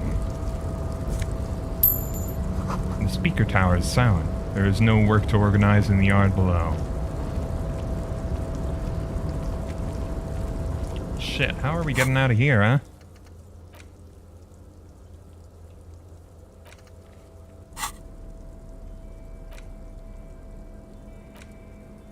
Blue pen, like a large caliber bullet that shoots out ink, once belonged to Lieutenant Kitsuragi. Comes with a side order of resentment. The laminated postcard offers a glimpse across the river. A little more than a decade after the war, the eastern bank is already fully renovated. The hillsides are lush with gardens and residences. Someone's parked a small beige airship by the fountain. This postcard will sell for a pretty penny. A black and white photo of a couple posing in front of a Ferris wheel. The girl is young and pretty, the man clad in fancy uniform and smiling. On the back, a very steady hand has written the words, Revachol Fair, summer of '91. Alright. The leading intellectual organ of Martinez communism offers a radical Mazovian perspective on a range of contemporary issues. The cover features a stylized portrait of the late King Frussel with a pair of white antlers growing out of his head. The front of this quarterly journal features a large satirical portrait of the late King Frussel. From the sides of his head, a pair of white antlers spread to the corners of the cover. Flip through the pages. To your disappointment, there aren't any full-color pictures to direct your attention. Just column after column of closely set text, interrupted occasionally by little doodles in black and white. After rifling the pages with your thumb several times, you return to the table of contents. The magazine is divided into several sections. international developments, Kunst und Kultur, and local concerns. Just inside the cover, there's also an editor's note. We can come back to this later, I think. Let's inspect what's going on. The musk of oil and rust comes from the chasm in front of you. It smells like blood. Maybe... Could we pry that open? Ah! Fawn Ultra Series gloves. Half-life.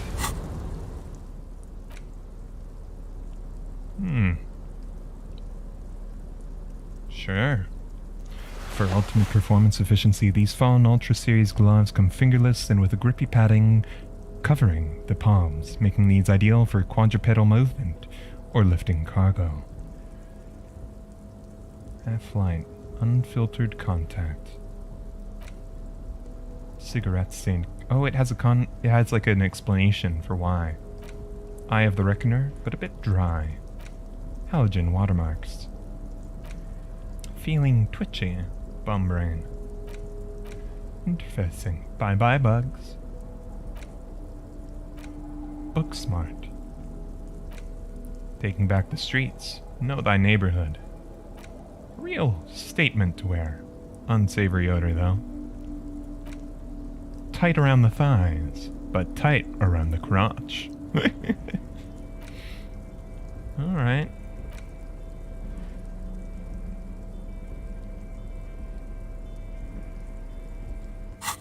We'll go with this, eh? Now we're doing some sleuthing, or trespassing, however you want to call it.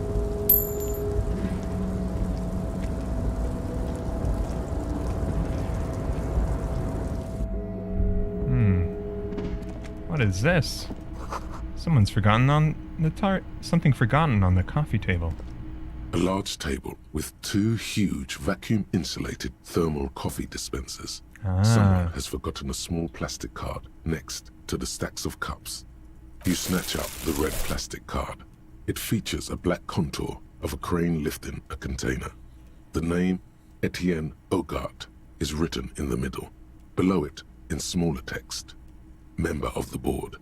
It comes with a magnetic strip meant to open electronic doors. Alright, that's our ticket out, huh? That tracks.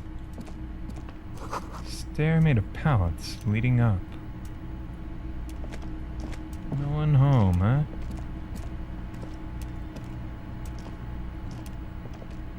The desk has been cleaned out for the night. The smart man doesn't leave any incriminating documents behind. Taxidermy fish that tells the time. Well, it's getting quite late, so I'm sure the fish would be welcome to tell me that. But there, we have our way out of here, huh?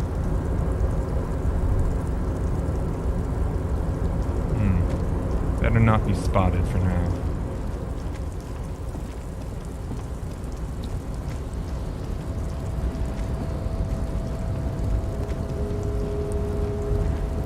I think holding a crowbar looks most suspicious in our current getup.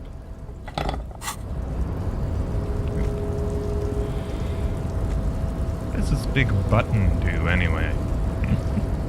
I suppose it's more of a lever, eh?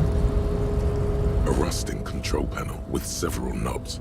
Two buttons marked Marche and Arrête are faded with use. It seems to control the large crane above. A container is attached to its hook block. Marche. On. Arrête. Off. Leave it for now. We need to get back over to the place anyways.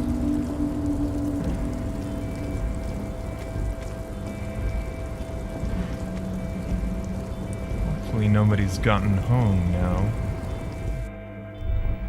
No, they don't sleep here, do they? We're safe. Ah, over here. In case of a strike, press button behind guard. Hypnogamma.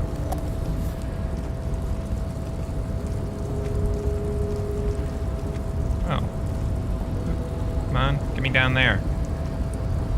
Oh. Yeah, now we're talking. It's like everybody's gone home for the night. Rui. The Greater Revachol Industrial Harbor. Alright, let's get back to the bar, huh? Getting late, isn't it? And you got your car turned off, right? Inside, you see a set of steering levers. A metallic drawer slides out from under. The pull-out toolbox slides back into its nest. I guess we can't put stuff back. That makes sense, I guess. Alright, Kim. Let's, face the music, I guess. Disco, you know? Well...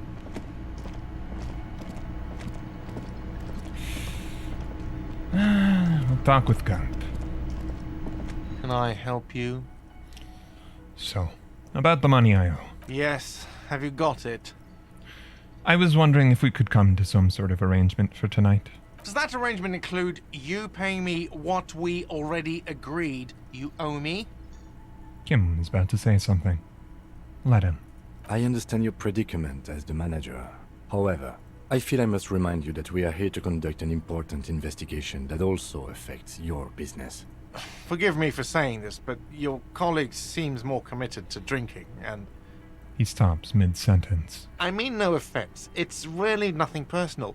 I just have to protect the interests of this establishment. This conversation isn't going anywhere, is it? Not until you bring me the money.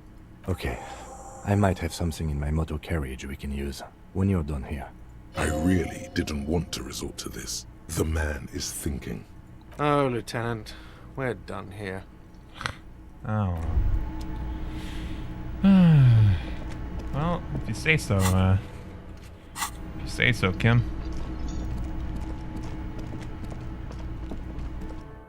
Hopefully, if it's money, I hope I can pay you back.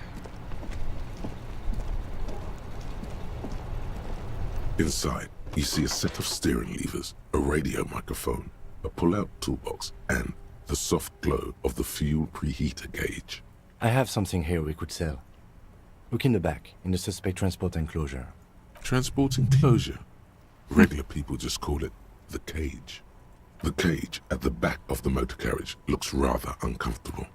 4 shiny hubcaps are stacked against the seat. Kim. The silver... I confiscated this for a little while back. We can take them to the pawn shop down by the Martinez Canal. What are they? There are spinner hubcaps, frivolous things you put on your wheels. When the wheels come to a stop, the caps keep on spinning. There's no real use for them, it's just for vanity. Honestly, that sounds like an amazing physics demonstration. Said something about the pawn shop? Yes, the Bird's Nest Roy, near the canal. We've been there. If I'm not mistaken, it should be open late. Items that can be pawned at Bird's Nest Roy's appear in your inventory under the Items tab. You can pawn these items when talking to Roy. Thank you. The lieutenant nods as you take the spinners. You weren't planning on using them yourself? Ah, well. Been fun. Wow, that's a lot of cash. Yeah, a lot more than anything I've been picking up. Well, thanks, Kim. Really appreciate it. Guess no more Hobocop for me then. Oh well. Ah, missed the stairs. Oh, you alright there, Kim?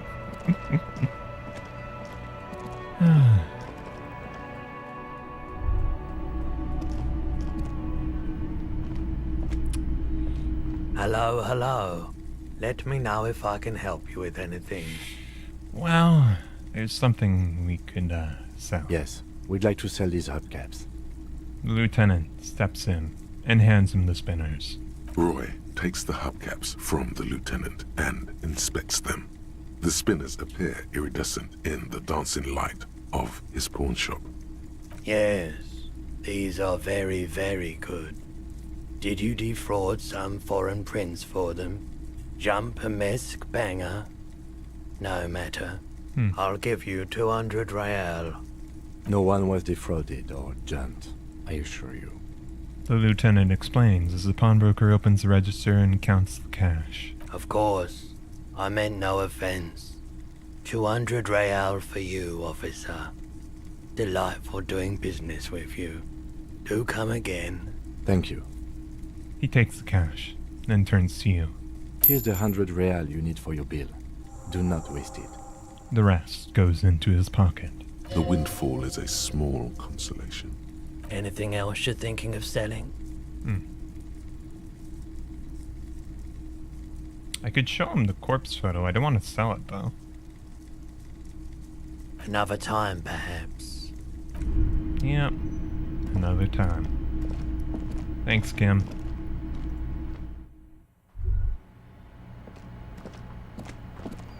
Let's jog on back before the night gets any longer.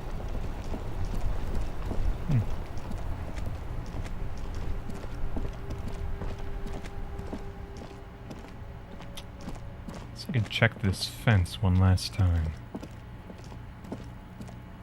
You see a set of tire tracks in the brown. Not now, then. Though didn't I have... visual calculus? Yes. Let me put on some nice little glasses then. You see a set of tires. Never mind. Okay, that doesn't unlock them. It has to be a actual point spent.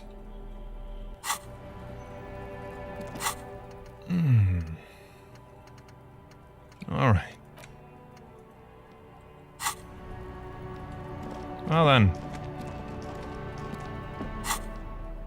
Put away this. Just for now.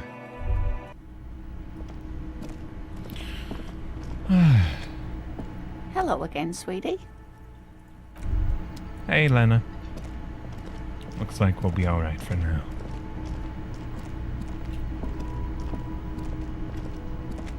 Can I help you? So, you want money? Yes. Have you got it? Here you go.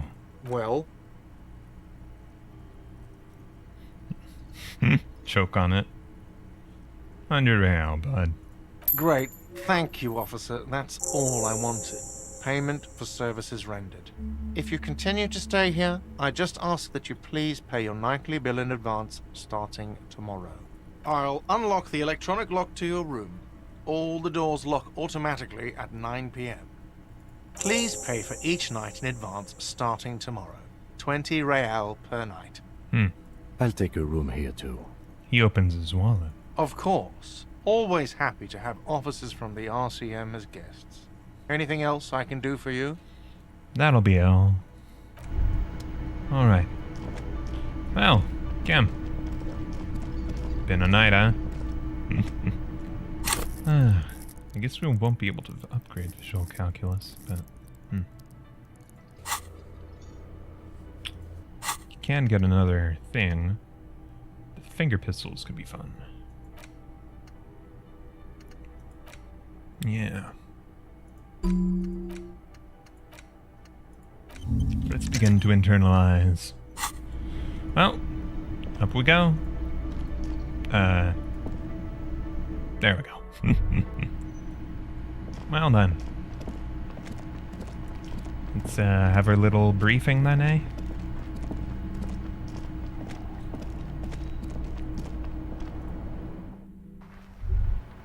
Alright. Let's talk. Yes? So? What do you want to know? I wanted to know more about this pissing competition you mentioned. What's there to say? It's just stupidity. Well, what kind of stupidity? The cop kind. Our precincts can't decide if Martinez is part of Jamrock or the industrial harbor. Yours or mine, as if we somehow own parts of the city. Typical street gang mentality. So we've let the Union make a mockery of law enforcement here. And now it's come to its natural conclusion. So, struggle over who runs Martinez, huh? Between, your typical street gangs of cops. Well, sort of. It's less a matter of who gets to police Martinez than who has to. It's an orphan district, in other words. I think the dispatch desk just told both our stations about the hanging. There was quite the brouhaha at the 57th, I can tell you that. Time to settle it, they said. Cop off. But I assure you, I am not their finest or toughest, with 102 cases solved. What I am is least interested in a pissing competition. So he volunteered to represent the 57th, but not out of competitiveness. On the contrary.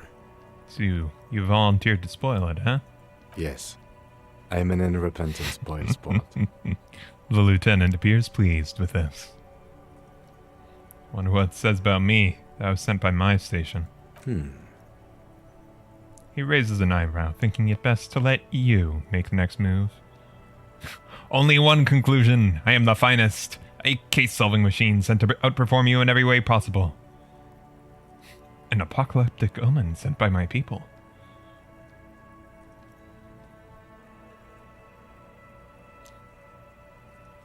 No. There will be a bloodletting of unimaginable proportions. Unimaginable. Oh no, it's very imaginable. We fail to place responsibility for the hanging. The harbor company see the situation is out of control, so they bring in private military, maybe a gunship. The Union responds in strength. Automatic fire. Automatic, huh? By that, do they mean semi-automatic? Or just the basic repeaters? I mean, firearms technology's still back at muzzle loaders and single shots. Local law enforcement solving one little homicide decides nothing. Not solving it can have real and calculable effects. Things can always get worse. Matter of fact, augury, we should move. But what's so special about Martinez? Martinez? Nothing. It's just a puddle at the end of some drain pipe. No one cares about this place. They care about sports. Most of our colleagues don't even know how to get here. North of the interchange doesn't exist. Huh. Well, tell me about something else then. Yes, it's a wholly pointless matter. Forget I ever mentioned it. But why did the 41st send me? Because you're the best qualified. No, that doesn't seem right. No, maybe I'm exceedingly qualified. If you're so well qualified, why can't you remember why you were sent? Anyway, don't keep the lieutenant waiting. Alright then. End of day debrief. Joined him on the Whirling Rags balcony after 2 when you're calling it a day. I guess we'll just have to go to our rooms first, huh? Something like that? I don't know. Not sure what the trigger for this thing is gonna be.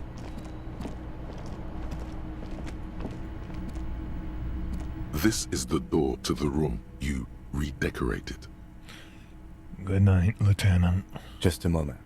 You had some questions earlier, I believe. And besides, we should discuss our progress on the investigation. Let's go out to the balcony. Alright. I mean, that's what I was just doing, but I guess this is the trigger that we need to actually have this part start. Video games. The air outside is brisk. The lieutenant is silent for a moment. He listens to the traffic hum. Then... Where shall we begin? We should talk about the investigation, first and foremost. But I also remember you wanting to discuss the RCM? He lights a cigarette. Didn't know you smoked, Kim. I have a cigarette every night when I go over my notes. It's something of a ritual.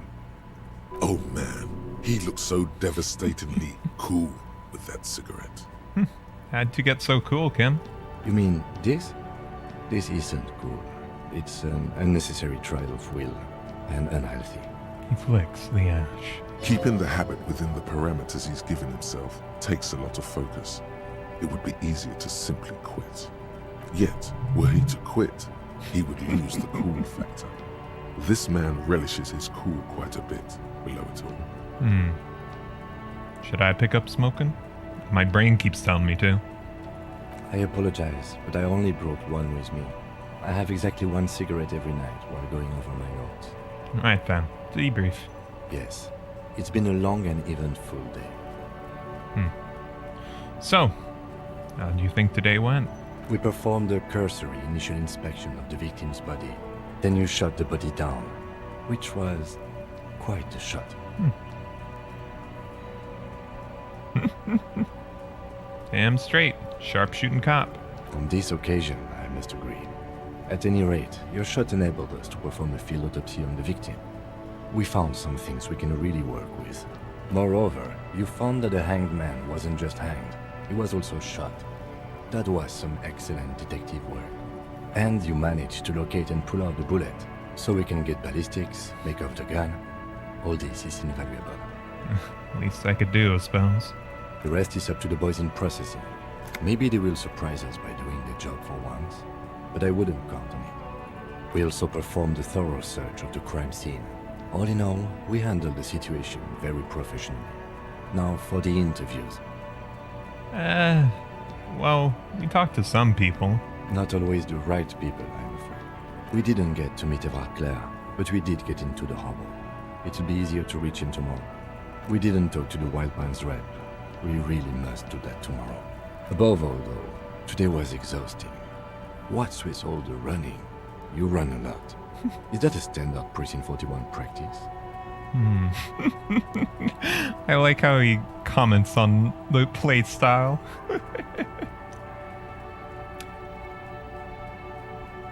I want to raise money for charity. I don't know why I do the things I do, Kitsuragi. It's impressive, especially for a man your age. And in those hills. He nods thoughtfully, tapping his finger on a cigarette. Nice shoes, by the way. I like the green. Goes with the orange. He looks at your snakeskin shoes and smiles suddenly. So, what are our powers exactly, the RCM? They're quite limited, actually. The power officers of the Revachol Citizens Militia exercise most frequently is imposing fines of up to 1,000 real for offenses, in accordance with an interdepartmental schedule. Seems a bit easy to abuse, potentially. Yes, although indirectly, as citizens can always request records from their local station. Officers of the RCM have been known to take bribes of less than the prescribed fine amount. It undermines trust in the RCM. Alright, what else? We can arrest people, of course, but rather than bringing someone in directly, it's preferable to serve a station call slip. It prevents confusion and overcrowding. How can you be sure the arrestee shows up? You can't. Those who don't show up become fugitives, though, and have fewer legal rights when they are eventually caught. It's about power projection. Thus far, they seem to mostly show up. Smart. If somebody resists? We are permitted to use whatever force we deem necessary, even lethal. You ever killed anyone again? Yes. The last time was 4 years ago. He says it matter-of-factly and moves on. He has internalized it well. It's just that. A fact. A self-contained past event. Have I killed anyone? That's an improbability. Perhaps even impossibility. I don't know if I really want to know. Precinct 41 is known for a higher-than-average rate of police violence. And the people we convict? We don't convict. We arrest and send them to coalition government courts in Couron and La Delta. The prosecution works off our testimonies and records, which is why it's paramount to keep them. He taps on his coat pocket, where he keeps his notes. Who makes all these rules?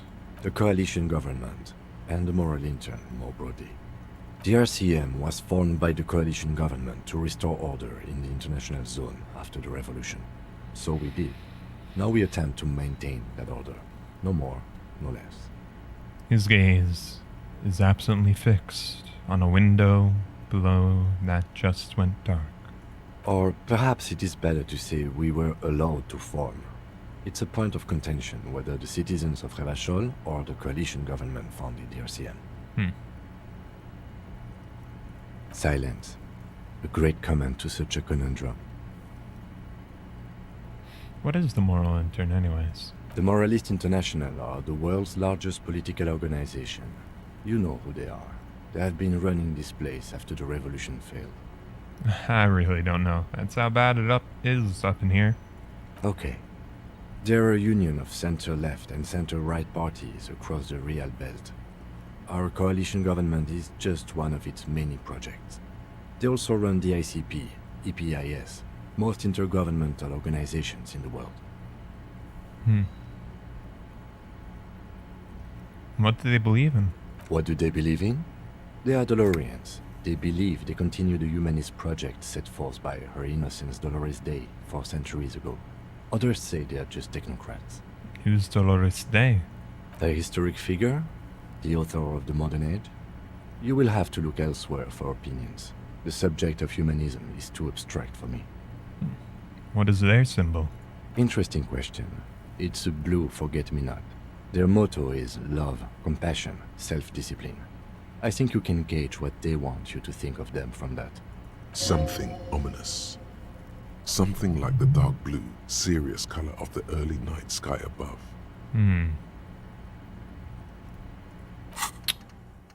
White morning. Blue tiles, huh? Like a lily of the valley.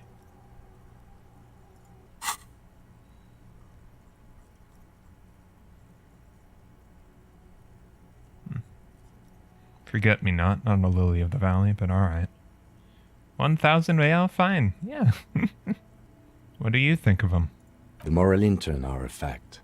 I try not to have opinions on facts until they change. And it doesn't look like that's about to happen. He looks down to the city below.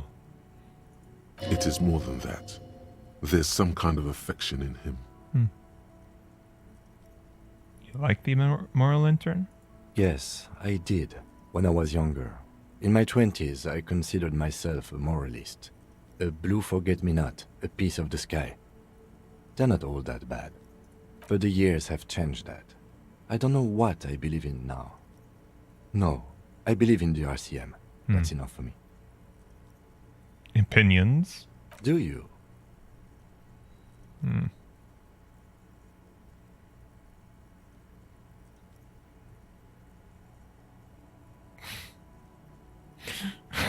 Christ. No, Raphael. No transphobia here.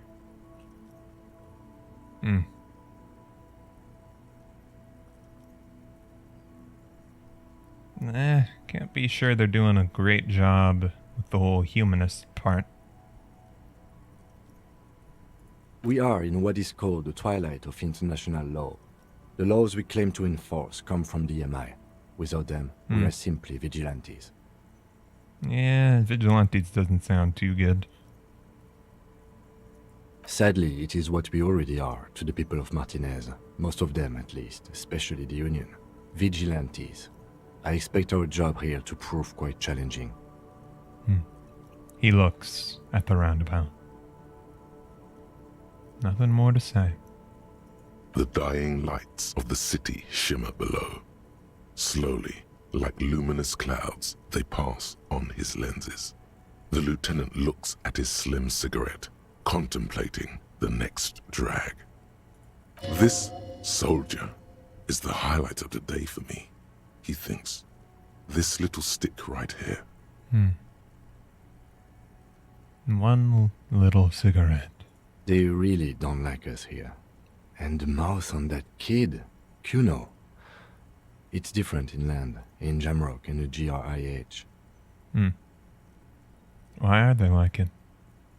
It's our fault for leaving this place to the dogs, to the Union, to the company. Not daring to come here more often. It's like I told you, this place is an orphan, fallen between the cracks. And Jamrock and the GRIH? We run this city. West of the river is RCM land. He looks at the dark silhouette of the equestrian monument cutting into the night sky. It's incredibly hard. Human beings are... But we are in control, and it's worth it. The organization works. Our systems work. If they didn't, the city would disintegrate. Seems to be on its way, but... Night. Captain Ptolemy Price steps into the yard. A piebald horse waits by the motor carriage, chewing oats out of an oat bag. Seagulls fly overhead. The sky is black. Captain Price wears a black suit and a standard patrol coat as he mounts the horse to head home. Rows of houses on either side, hunching over the sidewalks. and Precinct 41, with its dome roof growing distant. Around him, the streets are silent. A kid on the corner waves at the captain as he takes the turn on Petition and Main. The horse neighs.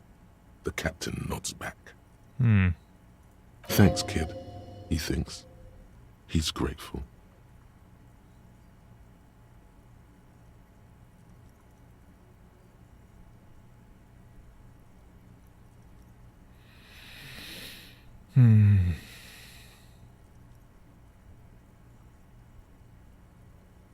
Don't know if I trust cops to change much for the better.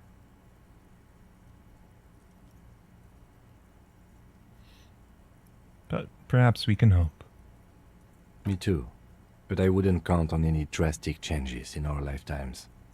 He is very tired, but the dark circles under his eyes make him look younger, not older. Thank you for this, Kim. Yeah, it's getting very cold now. Let's go. He pulls out the stub of his cigarette and looks to the door.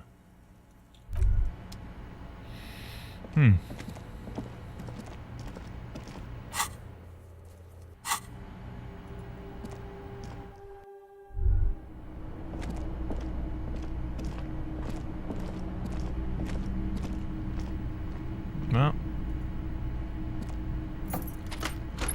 see you in the morning yourself. Yes? None. Bye.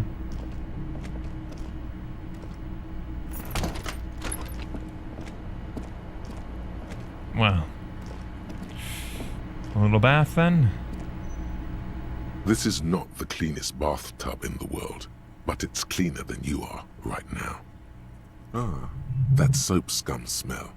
It smells like life, at least compared to you. I want to live forever with the corpse smell, memento mori and stuff.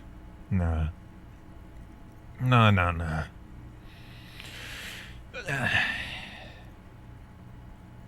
Memento of a dead soldier. I don't know nothing about. Not worth much to me. The bathtub slowly fills with water. The water beckons. Undress, close your eyes, and submerge. The water is only lukewarm, but still comforting. Like amniotic fluid. A few beer cans are bobbing up and down along your flanks, like sad duckies. You feel nice and lonely, and so tired. Beer cans? We'll do our best, I suppose. I'm not much of a drinker myself, so... The cans continue to bob, as do your thoughts, aimlessly splashing up against the sides of the tub. Let us imagine something. You see the corpse. You can still smell the cadaver on you. It's going to take more than one bath to get rid of that stench. Then, houses along a narrow street. A video rental. Darkness on the planet's curvature. Linger here. Your fingers grow pale and are covered with tiny whirls as the water cools. Good. Get out. The waterline recedes as you stand. You are cold now. Your clothes stick to your still moist skin. Alright. Another level up. Finger pistols are going along well. Rigorous self-critique. Embarrassment to the party. Inexplicable feminist agenda. Wonder how I get that. Mazovian socioeconomics. Indirect modes of taxation. Caustic echo. Detective Cousteau. Lawjaw. Huh. Cleaning out the rooms.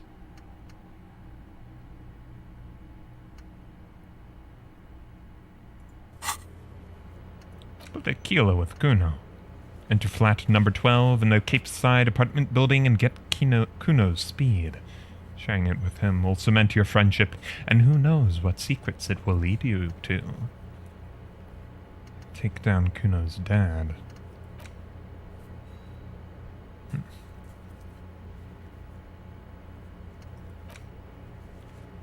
Need to find 20 AL to pay for your room on the Whirling, or it will be locked after 9 p.m. Or 2100 hours. Depends. As long as you don't have a free place to stay, you'll have to do this every night. We can hobo cop it up at some point, I'm sure. Ah, a mirror. A mirror hangs on the bathroom wall. In it, your face, adorned with the expression.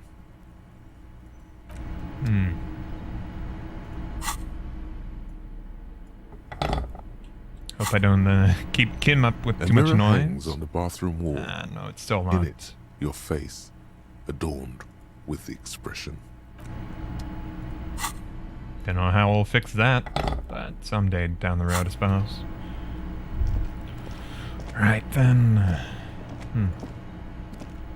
The window stands broken in its frame. Cold wind blows in.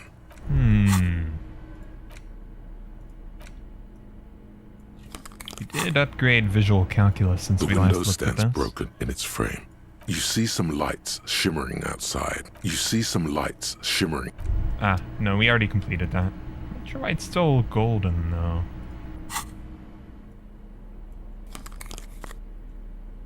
Filthy boho. Probably a narcomaniac. Balancing the books.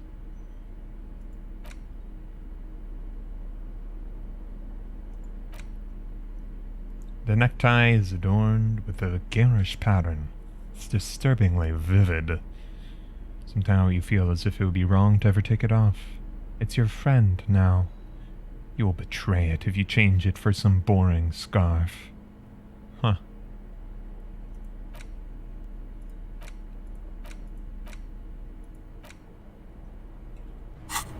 Well now.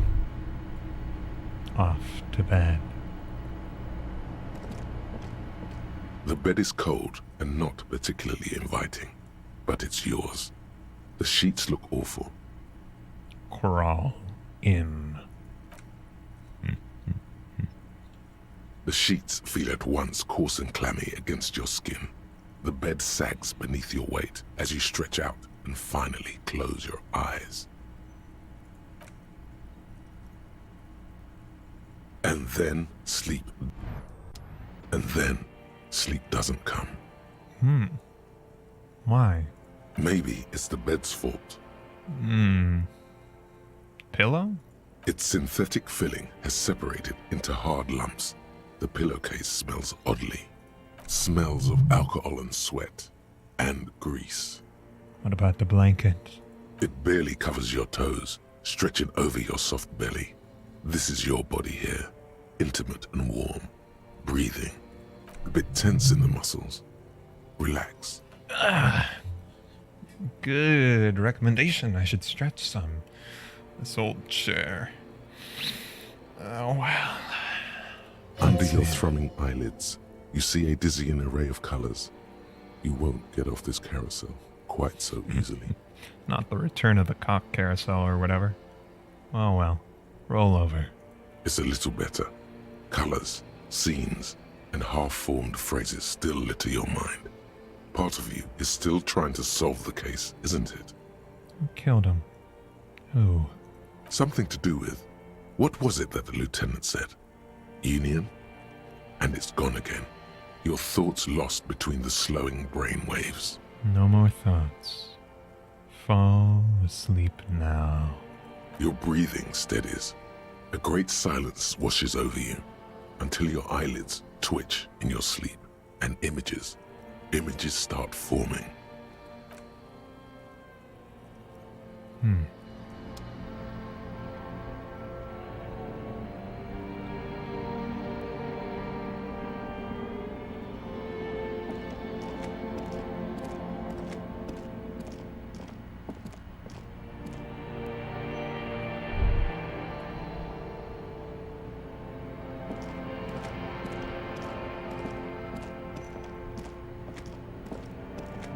Disco.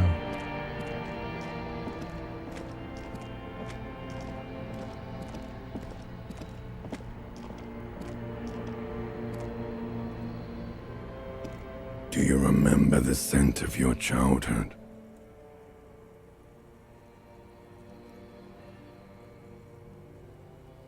I was born in a hospital where people usually go to die. You're not kidding anyone, Harry. You don't remember shit. Tell me, Yeah, I'm not remembering anything. I got no clue. do you remember your wife's hand on your face?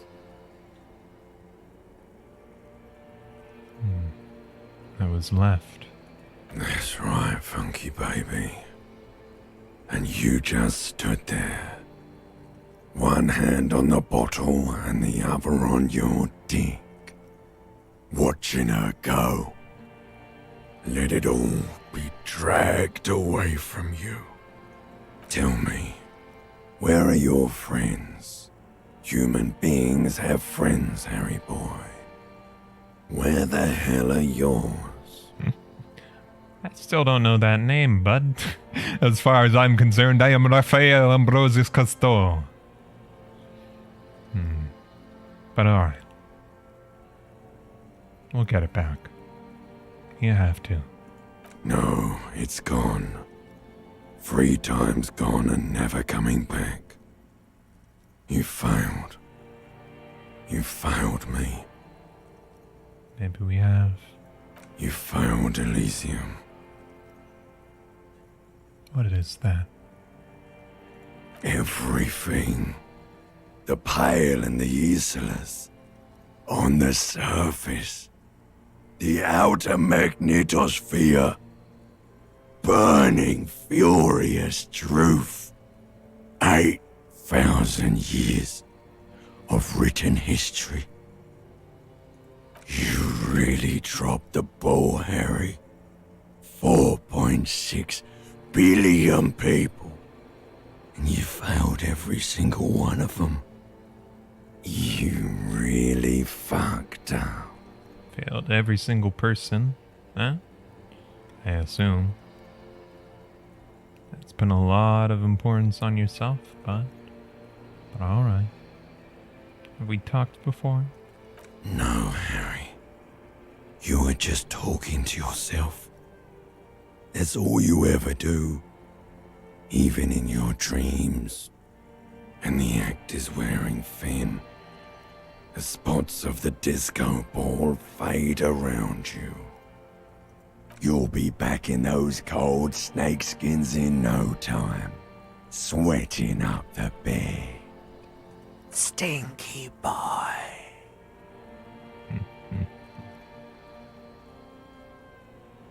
I can come back. There's nothing else to do. You're not coming back from shit. Thrashing around in that high conductivity state of yours. Bumping into things and acting like a clown. Who are you kidding? My mind is tired and broken. Your mind is what now? I can't hear you. The rest is just a word dream. Jumbled up garbage. The pictures are gone. The bed rises to meet you. A thin, sleep-like state. More glass than velvet grinding in your head. So something is wrong. Sleep shouldn't be this bad, this dry, this unnourishing. There's something wrong with your thoughts. Some kind of new type of hangover. Another type? Oh yes, party boy, and it's worse than the one before. Just think of the shit you saw. Here it comes too. So soon already. A silent alarm goes off in your head like clockwork. Barely let you sleep at all. Time to get those clothes on, Harry. Time to go to work in the shit factory. Now, we wake up. And I think that's probably as good of a stopping point as I'm gonna get tonight.